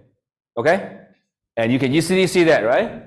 Because when you're chicken, right, you don't go to straight, right? Because you just right, the other guy is straight, right? Die, right? And same, you're straight, you don't want to be chicken, right? Same, so symmetric. Okay, you can check each one don't want to deviate. Okay, sometimes it's called a hawk dove game. Okay, it's considered the environment where two animal, right? Whether you're aggressive or not so aggressive, right? If they're aggressive, they fight and they kill each other, they die, right? So this is a same game. Okay, and clearly, right? In this particular game, actually the both chicken is good, right? Because chicken is 0, this is -1, right? But it cannot support, right? Both chicken, right? And of course, this requires long-term collaboration if you want to support this outcome, right? If they agree every time the chicken, that's fine, right? That's why they call the triad society, right? In Hong Kong, they call 以和为贵. So that is peaceful is important. Okay, they try to tell each other peaceful is important. Is try to tell, okay, let's not fight, let's be peaceful, right? That's actually they want to achieve this outcome, right? Because if I try to kill you, try to kill me, right? Never ends, right? So that's the idea, right? They want to talk about 以和为贵 means that they try to say there's no lost face by being peaceful, right? But anyway, this is what it means. Okay, lastly, after this game, we are going to take a break. Okay. This is a game. Again, we've seen how to solve it. Okay, but we just talk about this outcome. We said it's dominant solvable, right? And this is also a Nash equilibrium. Okay, because you can check. In this case, you want to go there, you don't want to go there. Right, split 2, right? So I don't prove it, but there's a theorem will tell you that dominant solvable is Nash equilibrium. Okay, so everything is dominant solvable is always Nash equilibrium. Okay, and second, for every Nash equilibrium, you can't have a strategy that is strictly dominated. Okay, did I put that down here? I don't know whether I do it, but I think it's pretty obvious. Maybe I should add them back. But two theorem, right, is every outcome, right, that's dominant solvable will be a Nash equilibrium. Okay, Nash equilibrium is more than dominant solvable, right? But it's inside, right? It's inside. I mean, if you want, it's like this, right? If you want a graph, it's like in a game where Nash equilibrium can be very big, right? And dominant solvable is here. That's why I said dominant solvable, right? And of course, the second one is Nash equilibrium will not have strategy that's strictly dominated, right? That's for clear, right? There's no need to prove me, right? If you don't want to deviate, right? It means that it can't be dominated, right? If strictly dominated, it can't be part of the. So it's very simple. You can prove that, but I'm not going to do it. Okay.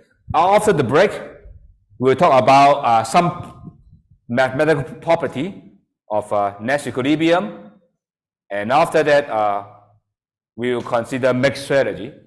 Okay, and that will be the end of today. Okay.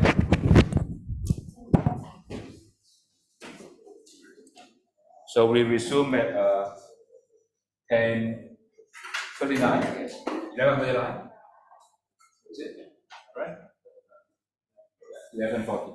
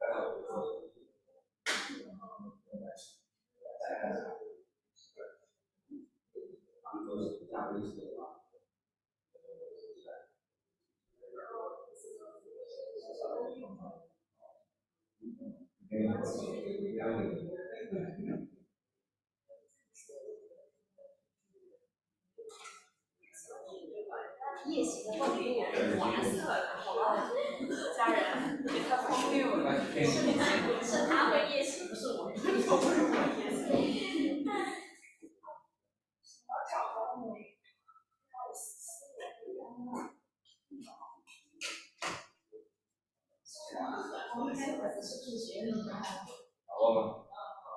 是我吧？为什么我太大？为什么要统计？这个学期听要很好，对对吧？然后他们说对吧？我们不去了。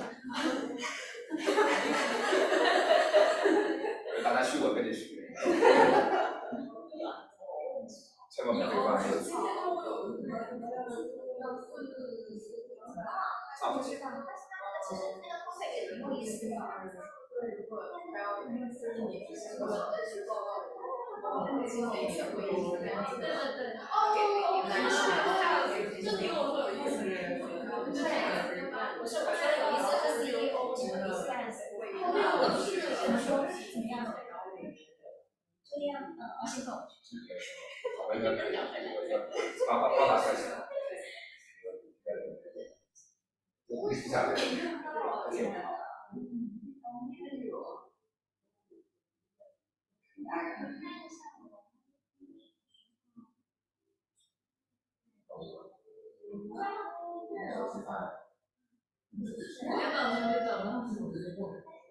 他就是被我杀了，因为他有 reminder。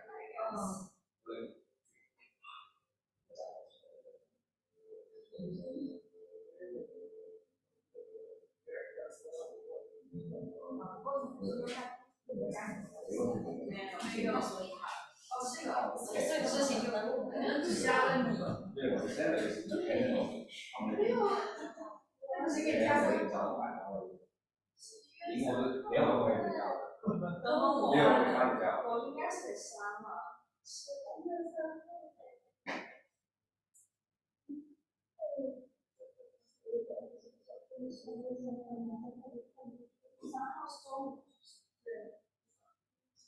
呀，我刚想一下。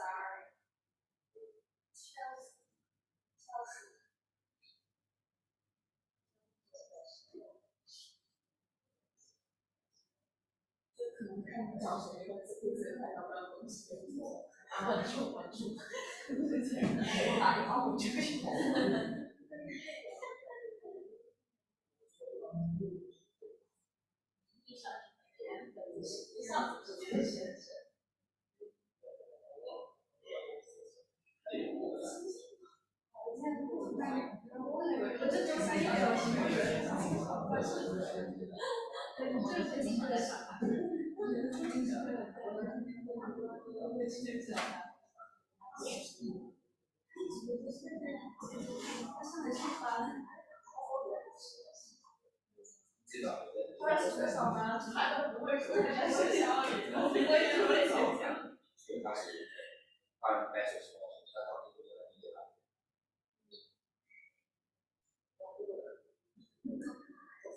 对，我早上喝1点的我是早上吃了一包子，我们都是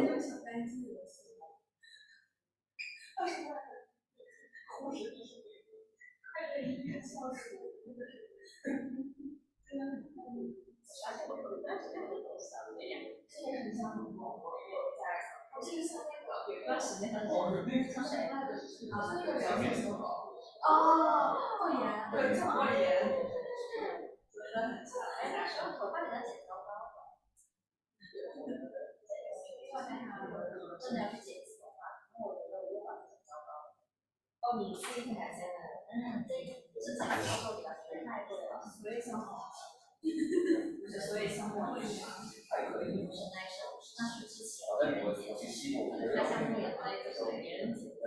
我很喜欢这个发型，可以给我剪的掉，对，像跟那种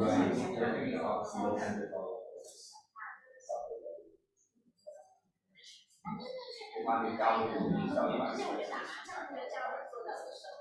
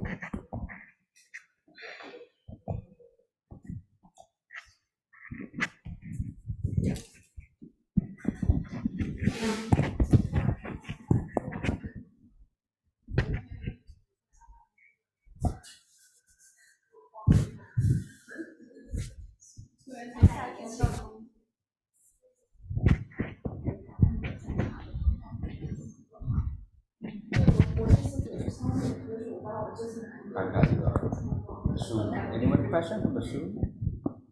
All right.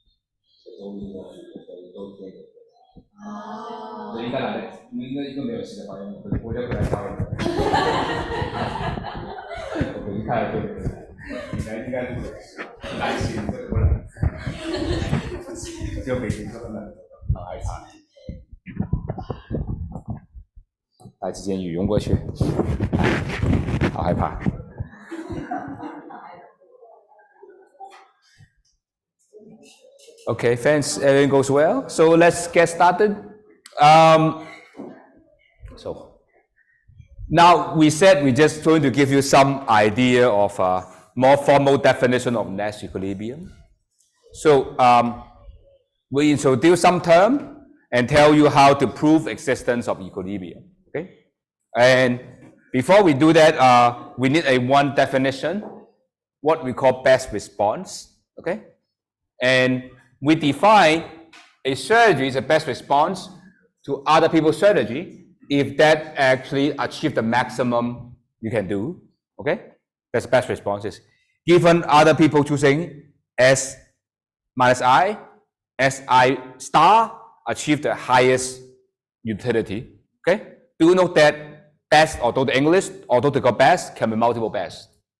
So it can be more than one. So that's why it's called a best response, rather than you see the best response, because it's more than one. Can be, because they can be the same, right? So have to be careful. A best response. Okay. So here we need to introduce a little bit terminology.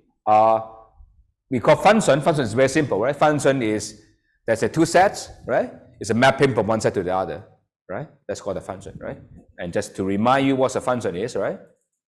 Quickly, right? Function means this, right? I have set x and set y, right? Function means for every point here, I map to every point there, right? That's called a function, right? Just a one to one mapping or many to one mapping. At minimum, there's only one thing can be mapped to here. Okay, that's called function, right? No matter what you pick, only one thing is come out, right?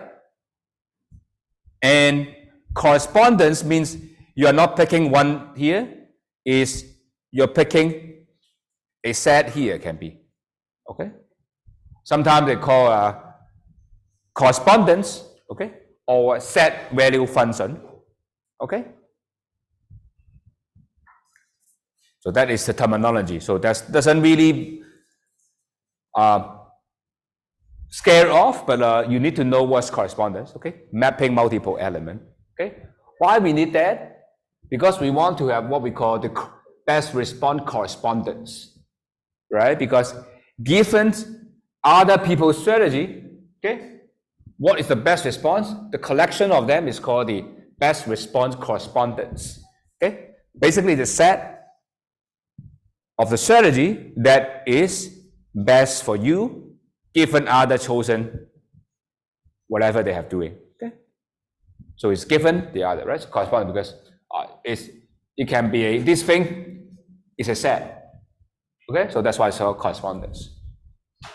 Is that clear? So now we can redefine Nash equilibrium, right, as a strategy profile such that every agent, every player, his choice is actually a best response to other people's strategy. Okay? So everyone is choosing from his best response correspondence. Okay? That's very simple, right? Best response is meaning the best thing you do, given other thing, right? So that is the definition. Why we need that? The reason is we will define Nash equilibrium as a fixed point. Okay? Means that if we define, okay, Nash equilibrium will be, if you give me the strategy profile after the best response, give me back this guy. Okay? Why we care about this? Okay? There are two reasons we focus on this. One is how usually you solve the Nash equilibrium. Okay? Is by looking at the intersection of the best response correspondence. Okay? That is actually the correct way to solve the problem, especially when we talk about mixed strategy. Okay? So that is the way that this is the thing you should do. Okay? And second, this is the way that you prove existence. Okay? Because this helps us, actually same as we talk about how to prove existence of general equilibrium. Okay? Requiring fixed point theorem. Same here. And that is actually what Nash is doing. In his famous proof, he basically using the fixed point theorem to show existence of Nash equilibrium, which we will elaborate later. But just to remind you one thing, okay? There are several ways to define Nash equilibrium. Okay? One is no deviation. Okay? No one will deviate. If other people don't move, I don't want to move. The first definition. Okay? The second definition is everyone is choosing the best response. Okay? Okay, everyone doing the best, even others. The third one is the idea of fixed point.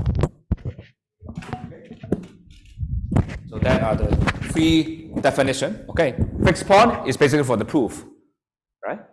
For the proof of mathematical convenience, and best response correspondence is usually looking for Nash equilibrium. Okay, and unilateral deviation is basically for conceptual idea, right? It's very concept, right? It's an equilibrium, no one will deviate, right? So I think the three definitions serve their own unique, distinct purpose, which I hope you try to remember those.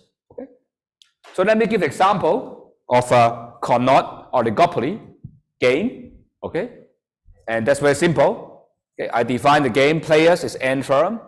Okay, and there's an inverse demand function. Okay, and here you can see already assume their quantity, right? It's homogeneous good, so that's why they all face the same demand. Okay, and Q is the sum of all the Qs, right? And here the strategy space, I assume is going to be from 0 to upper Q bar. Okay, and I don't use infinite because I want everything to be finite. Okay, but even this actually no problem, because when this is more than this is 0, so no one will choose more than that. Okay, you can imagine that it's certainly dominated, right, to produce more, as long as the cost is more costly, right? So there's no loss of generality focus on this one, right? As long as production cost is positive, right, you would not produce more than Q bar, right? More than Q bar, actually it's worse off, right? It's strongly dominated, right? So that's why if you agree that we find Nash equilibrium, right, we can eliminate strictly dominant strategy, right? No matter what outcome you do, produce more than Q bar, is strictly dominated, right? Because you don't get any price, you have more cost, right? As long as your cost is strictly increasing, so there's no point, no loss of generality to focus on the reduce the game. Is that clear why we do that? Is that clear? Okay. And with the cost function, and this is a payoff. Okay. So this standard Carnot, right? Competing quantity. Okay. Now, equipped up with the language we use, we want to talk about best response. Okay. Hopefully that explains why we need that. Okay. And as I said, to find Nash equilibrium, for most of your purpose, and you would define the best response correspondence or best response function, and then find the intercept, solve the problem. That's usually you do, right? And so basically what you do is, right, you choose the quantity, should be a small q, right? Sorry, this is a small q, right? You choose the small q, this is q minus I, sorry, there's many typo in this slide, sorry, after so many years, but right, you choose this, right, to maximize your payoff. Okay, and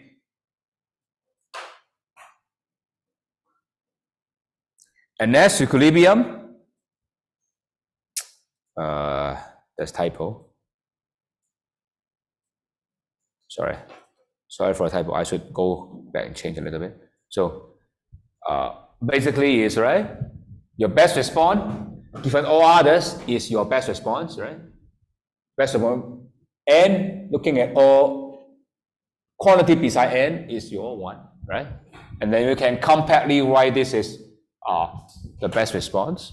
Okay, that is the slide. Okay, and to analyze this, we focus on the case we only have two firm, but more than two is same. Okay, the simplest one we focus on the linear symmetric. Okay, and you would say we do linear function, but I would say 90% of the analysis in IO basically linear. Okay, so that's why it's fine. So there's no loss of generality. So connect two firm and linear demand. Okay, linear cost. Okay, this can be relaxed relatively easily, but just make our life easier. Right, linear cost and the optimization of this one. Okay. So remember how to solve Nash equilibrium, right?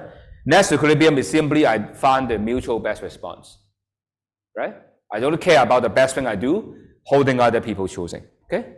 So what I'm going to do is, because what you do is holding other thing constant, so you can take the partial derivative, right? You just take the other thing constant. So you just maximize, thinking Qj is chosen by others. So for you, Qj is a constant, okay, when I do it.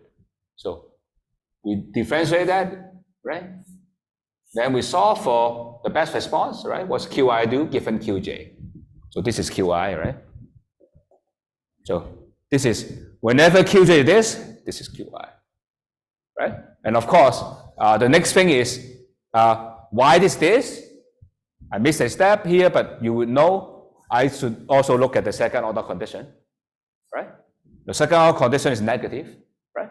You differentiate Qi against negative, right? It's -2, right? You differentiate this Qi again, right? So that's optimal. Is that clear? Although I don't talk about this, but you should actually be careful about the second order condition. You should check, right? Because the optimal, right? You have to check whether the second order derivative is negative for maximization problem, right?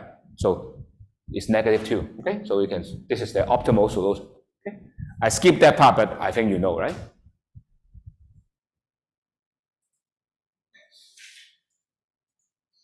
Now, once you solve it, right? Because that is what mean by mutual best response, right? So basically solve the equation, right? This is two equations with two unknown. In general, if not linear, there's no closed form solution. So in general, there's no closed form solution. Right? For business application, we try to make the model such that it's solvable. Otherwise, it's very difficult to do things. But of course, if you're good math, there's no need to solve it, right? You can implicitly solve everything if you just focus on the computer statics, right? Or simulation problem, there's no problem of doing that. But you can actually solve it, you can get out the solution, okay? But let's draw a graph. I think that would be very useful to show you the case, how you arrive this graphically, okay? Because solving this is very simple, right? So this is how you're going to draw it, okay?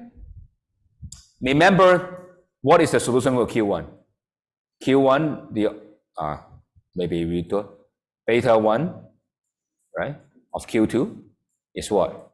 Is A minus C minus Q2 over 3, right? It's 3, right? Am I right? Over 2, sorry. Over 2. Okay? So the question is how I draw this, right? The thing is Q2 is 0. Okay, Q2 is 0. It's 0, then we have this guy, right? When Q2 is 0, we have A minus over 2. Right? You put Q2 0, A minus over 2 is this number, right? And you put the left-hand side is 0, right? Then the right-hand side, Q2 is A minus C. So you get this number. Is that clear? Right? Or Q2 is A minus C, then this is 0, right? The easier to think, right? Q2 is exactly A minus C, right? This is 0. So it's linear, so we draw linear, right? Is that clear? How you draw this guy? It's very important to know how to draw this guy. Okay? And symmetrically, you can draw the other guy, right? That is simple, right? And the intercept is the solution, right? Of course, in this diagram, I'm kind of a little bit lazy here in some sense.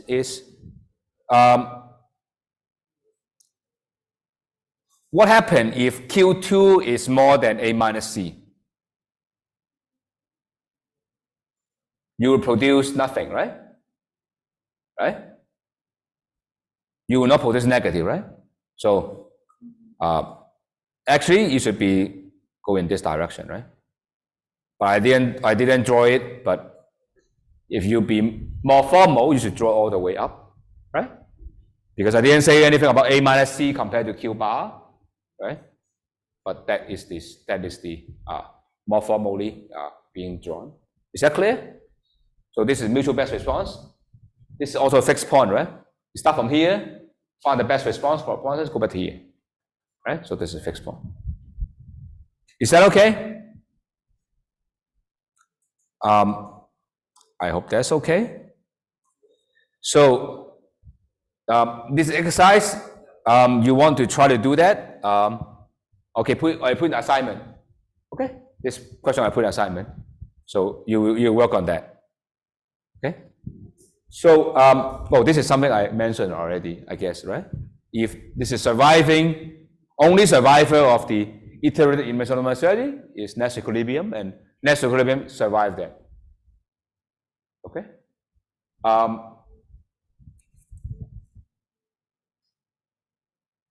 I don't have time to talk about this. Indeed, you can apply the elimination of dominated strategy here. How? Quickly, right? You know, player one actually choose this thing here, right? And actually producing this will be eliminated, right? And so forth. You can keep doing the same procedure, right? Because knowing the same, this is gone, and this is gone, and so forth. Actually, you can keep cutting things. But anyway, I'm not going to talk about those. Okay. Let's continue. So just here we have the revisit of this game, right? Do we have a better prediction, right? I mean, remember this is a simplified version of rock, paper, scissors, right?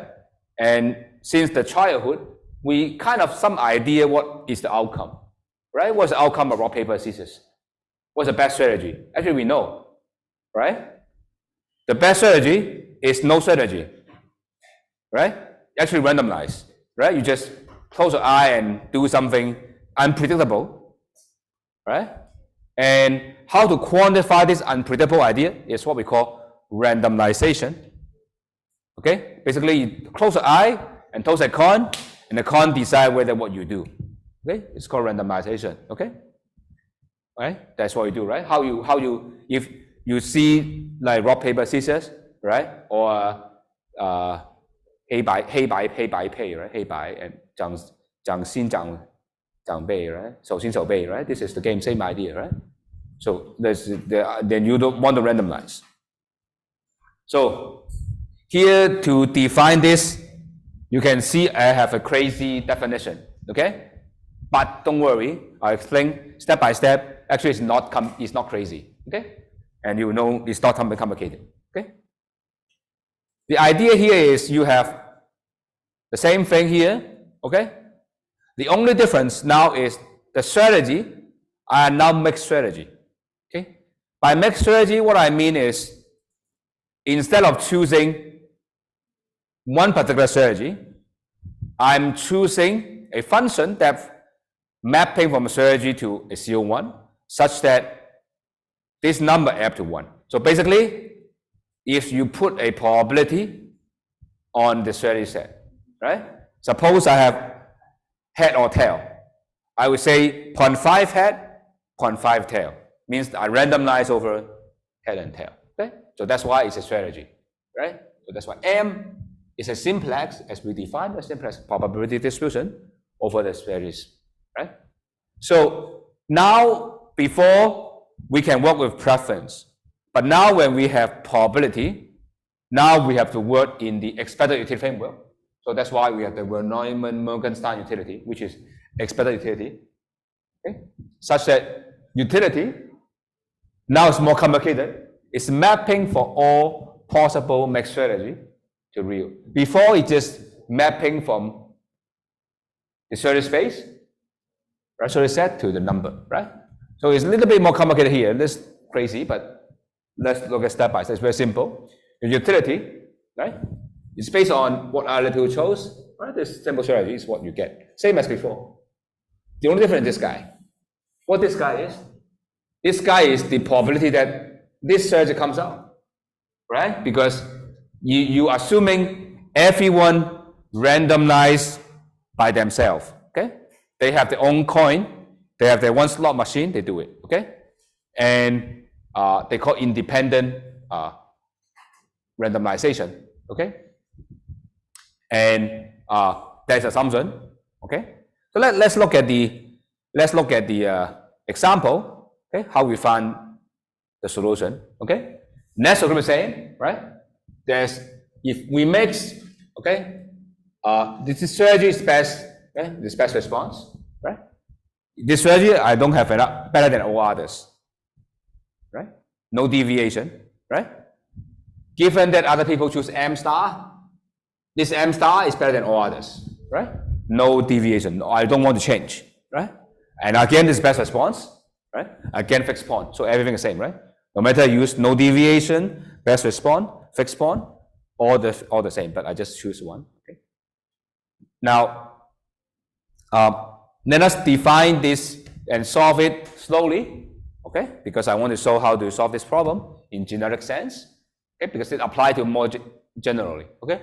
Now, agent 1, so pair 1, 2, only have two choices, head or tail, right?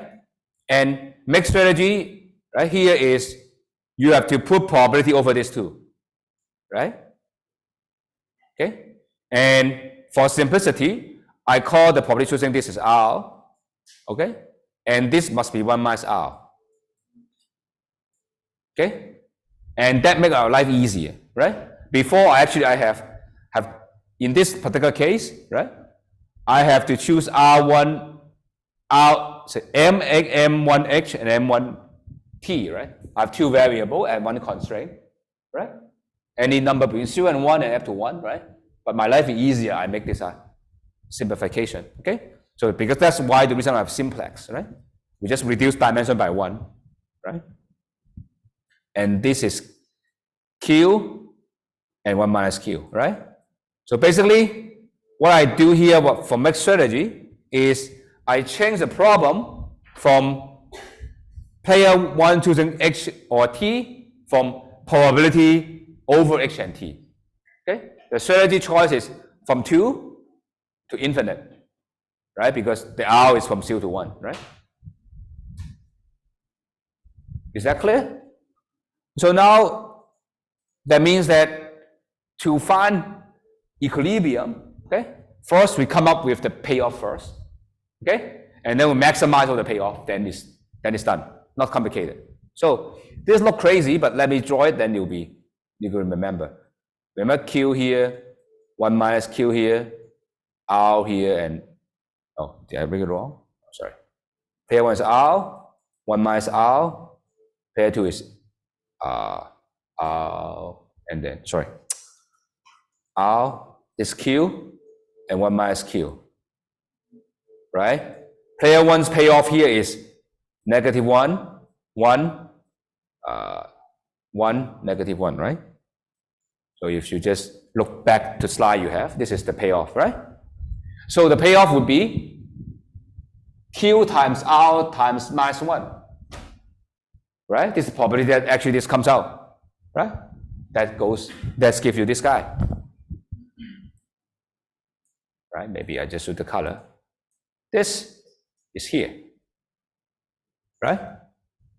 And you can go by this guy is this guy, right? R times Q, 1 minus Q times 1, right? And similarly, you can go 1 by 1. Green is this guy, right? And lastly, I don't know, red? Not red is good. I don't know, orange? Brown is this guy. Okay? Because they are probability, right? With the probability, you just add it up. Okay? And turn out that this expected utility is like this. Okay? It's very simple. Negative 2Q minus 1 minus R, 0. Okay? So remember, as player 1, you choose R. Okay? And this linear, right? Linear in R. So that's very simple, right? The idea is, okay, you choose R to maximize your utility. Okay? How How can we do that? Okay. Of course, we take FOC, right? The simplest thing we need is R, we take derivative. Right? Take R, it's just this guy. Right? And from here, what can you do? Right? So, if Q is more than 1/2, this is positive, it's negative, right? In this case, it's negative, right? And it's less than this. When Q is 1/2, this actually becomes 0, right? So you actually can draw a diagram. Can I? Let's see if there's actually a diagram here. Okay, there's a diagram here. Okay, and so if say put it okay, look at the first case. Q is less than 1/2, right? And this is positive, right? It means that you would increase as much as possible.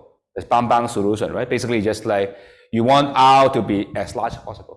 So in that case, when Q is less than 1/2, R go to the maximum, which is 1. In that case, when Q is more than 1/2, R become as least as possible, it is 0.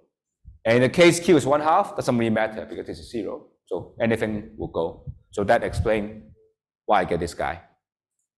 So you can see why I have this. Is that clear why I have this guy? So this is important to understand why we do that. Okay? I think this is very clear why I have that, right?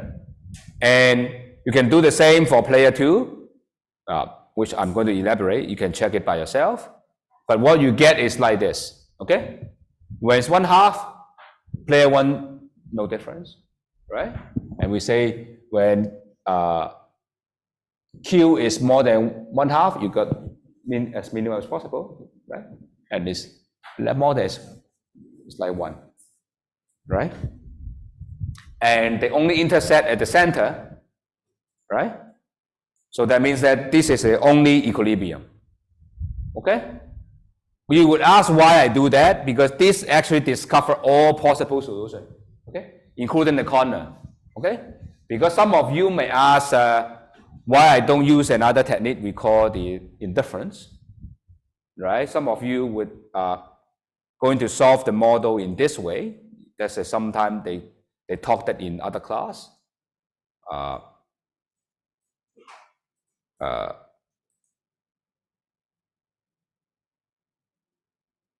So some other class will teach you in this way. So this is Q, this is 1 minus, this is R, right? 1 minus R, and Q, 1 minus Q, okay? And the theorem, one of the theorem will say, okay, if R is not 0 or 1, non-degenerate, it's not corner solution, it must be the case that when you're mixing the two things, they must be indifferent to you, right? Because you are randomly choosing the two, it must be the case that the same to you. Otherwise, you just pick one, right?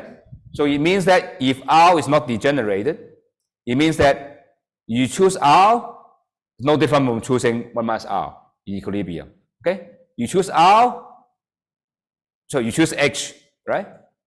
So it means that your utility for choosing H as player 1 will be -1 times Q plus 1 times -1 minus Q, right? This is your payoff of choosing H, right? And usually what you learn is undergrad, you say, okay, let's equate it to the utility of choosing T, right? That will be 1 times Q is equal to -1 times 1 minus Q, right? So you can solve for Q. It is 1/2, right? Okay, same thing to solve for R. This is fine. You can do that. Actually, but this is only works when R and Q are not equal to 0 or 1. Okay, it's completely mixed strategy. You can do that.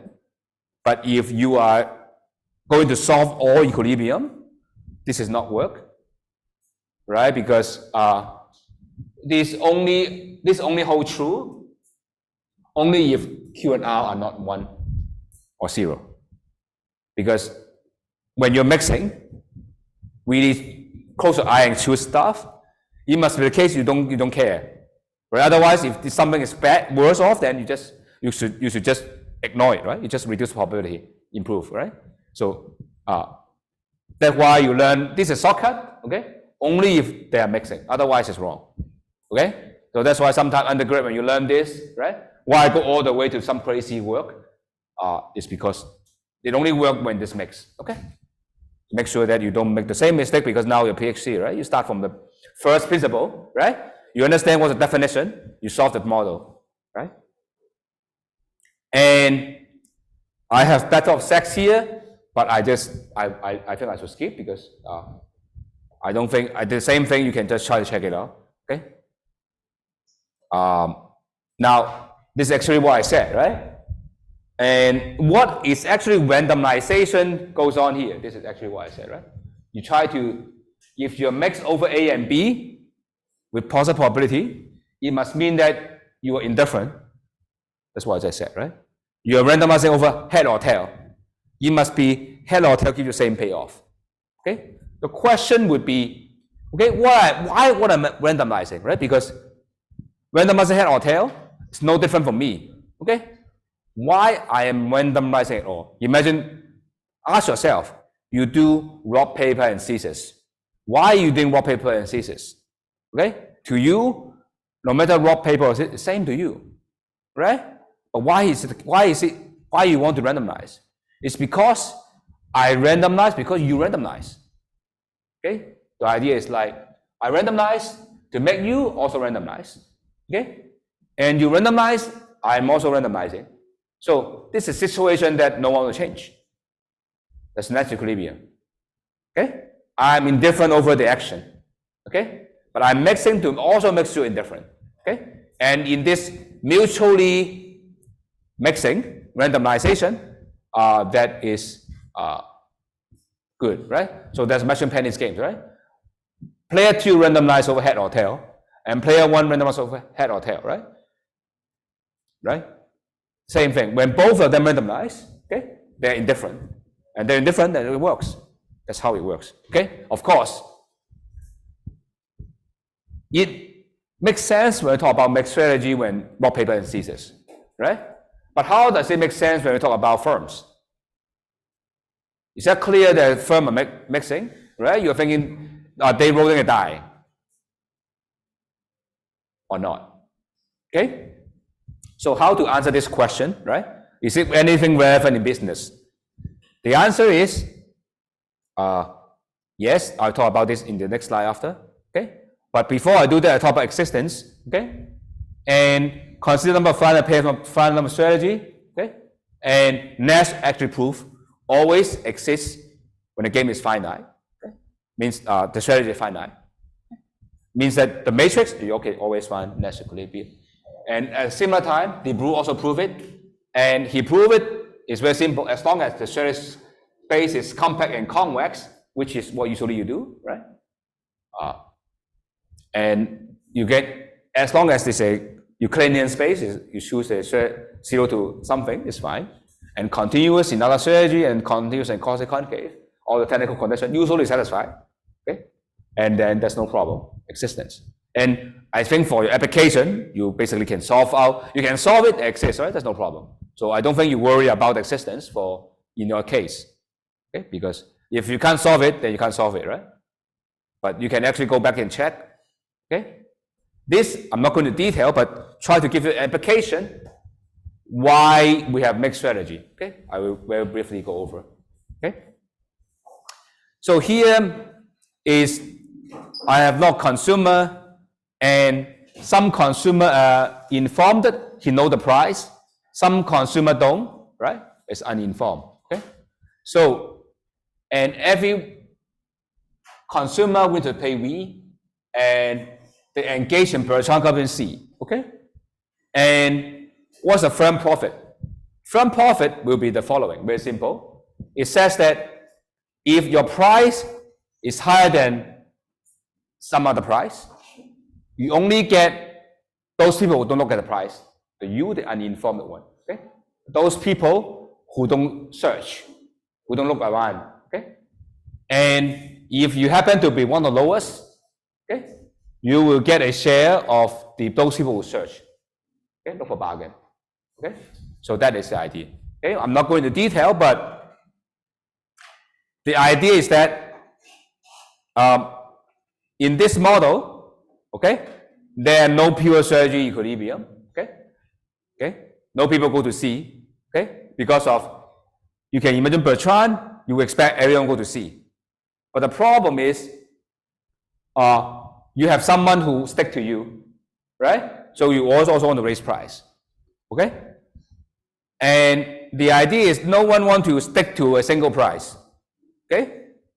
Then they randomize, okay? And that exactly explains why you see prices in supermarket, prices at department store always changing. Even Elon Musk, the car keeps changing along, right? By changing, you are sometimes overcharging your own customer, but also reducing the price, sometimes attracting some other customer. So you can see there's no such a store that always lowest, right? And some product is higher, some product lower, then you always have to search for bargain, okay? And because there are many firms in this model, okay, then mixed strategy simply means that some firm would charge this, some firm charge that. You can see the distribution of price. Okay? So this connects to the marketing literature, finance literature, why you have the distribution of prices, not a single price. Okay? Even in finance, right? Even though you expect things to be uniform, but prices are different. Look at the saving deposit rate, borrowing rate, right? Bid-ask spread, everything is different, right? There's no single bank, single firm, single market that gives you a unit price, right? There's some difference, right? And that's the idea, okay? And finally, allow me 1 or 2 minutes, I'm done, so no more math, okay? But just to give you an idea, what are equilibrium selection, okay? 1 or 2 minutes. So, and in our class, we only mention strictly dominated strategy. Okay, we talk about the strictly dominant strategy, right? But we talk about if weak, is it going to remove? Yes, there's a way to remove what we call the trembling hand refinement. Okay, the logic is very complicated, the math, but the idea is like when you make through the strategy, your hand is trembling, so you don't really actually know that some epsilon strategy make a mistake. Okay, and if you want to allow this to happen, right? You're not very sure. Then you don't choose the weakly dominated, right? Because sometimes you're basically choosing a fully mixed strategy. So this environment, you can remove this. And this is also very commonly seen in a lot of papers. Okay? They focus on equilibrium that remove weakly dominant strategy. This is very common. Okay? So they just use it. The second one I said already, Pareto dominance is somewhat they just use it. Okay? When I choose the equilibrium, I pick the equilibrium that is favorable to all agents, right? And sometimes I told you, sometimes they focus on even dominance for one position, right? It's like the best equilibrium for the firm or best equilibrium for the consumer, right? Depend on you think who is have more bargaining power, right? As I mentioned, right? The battle of sex, you pay in Shanghai, boys best outcome. No, girl best outcome. In Shandong, maybe boys best outcome, right? The same idea. The other two is you don't see often, but still you can see what they call strong equilibrium. In the next equilibrium, we require that only one guy deviate, right? But strong equilibrium allow all of them deviate together, okay? So if you allow this to happen, of course, the Pareto dominance, you can see you can achieve the good outcome, right? Coordination game, right? They can go together, right? They're not stuck at somewhere. This is a stronger notion. Of course, when it's so strong, usually it don't exist in most of the game. Okay? And what the weaker version is called collision-proof Nash equilibrium. It's not asking them to join deviate only. The reason is because of the fact if we suppose you and I deviate, okay? Once you deviate to a situation, you may deviate again, right? If I told you we do this, okay? And we may do this, after do this, some of you may actually do bad thing, right? So probably we don't want to deviate in the beginning, okay? So that's what we mean by credible. Means that once we deviate, this thing has to be stable, okay, for this to happen. If this is not stable, I mean, I have to think ahead, very complicated, right? So whenever we talk about joint deviation, it must be credible. But anyway, this is something you can check it out. It's a complicated concept, but it's useful in practice. And what happens if next equilibrium doesn't exist? What can you do? Okay. Before is you have too many equilibrium, right? You have too many equilibrium. You take out some. Okay. What happens if you don't have enough? You don't have equilibrium. What can you do? Okay. And some modification make it weaker, right? Make it weaker, then you can exist. First one is you make epsilon equilibrium, in the sense that you would basically just like this equilibrium. You require this to happen, may be difficult. Okay, so what we're going to do is you would want it to add epsilon here. Epsilon is a number that you decide. Okay, in that case, you make it more difficult to deviate, right? When you deviate, you need like more gain. You need higher to deviate, right? Because when you make epsilon to 1 billion, then every outcome is equilibrium, right? Because you deviate a lot. So by changing this size, you can change the equilibrium set, right? From everything is equilibrium to nothing equilibrium, right? This is what they call epsilon equilibrium. Okay. So that make the increase the size of equilibrium, and this is often used in some engineering or computer programming, because you would just try to change the epsilon to make sure that equilibrium exists, right? Because it's a good approximation, because usually people don't, it's okay to not to deviate, right? With some minor. And here I just focus on first, the second bullet point is what we call correlated equilibrium, in the sense that when we make strategy, right, we toss a coin independently, okay? But it's possible that we toss a coin, look at the same coin, like the following. We look at the sky. If the sky are bright, we do this. If the sky is not so good, we do the other thing, right? Then in some sense, we can coordinate, right? The randomization is correlated, right? So that's how you coordinate. And correlation proof equilibrium is you coordinate and also immune to joint deviation, okay? And that is helpful when the equilibrium doesn't exist, okay? And finally, just 1 minute, sorry, let's end today, okay? So we actually discussed a lot of solution concept, right? Actually 4, right? Dominance, iterative dominance. We look at pure strategy equilibrium and mixed strategy, okay? And there are many type of games to focus on, okay? And one thing I want to emphasize, mixed strategy by game itself is just one-to-one player, one-to-one or multiple. It's not really a good, usually you don't want to use mixed strategy, okay?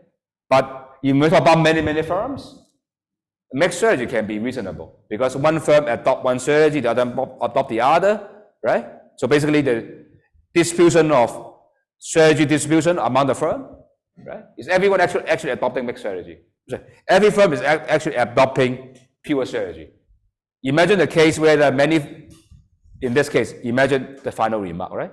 Imagine this case. Go back to the this matching pennies, right? Imagine that many people are doing 1 minute or 2, right? And many people just choose head, 1 million people choosing head, 1 million choosing tail, right? Then you still fit this framework, right? It's just like the probability become the distribution of the strategy that player use. Okay? So sorry, I overrun a little bit. I'll see you next week.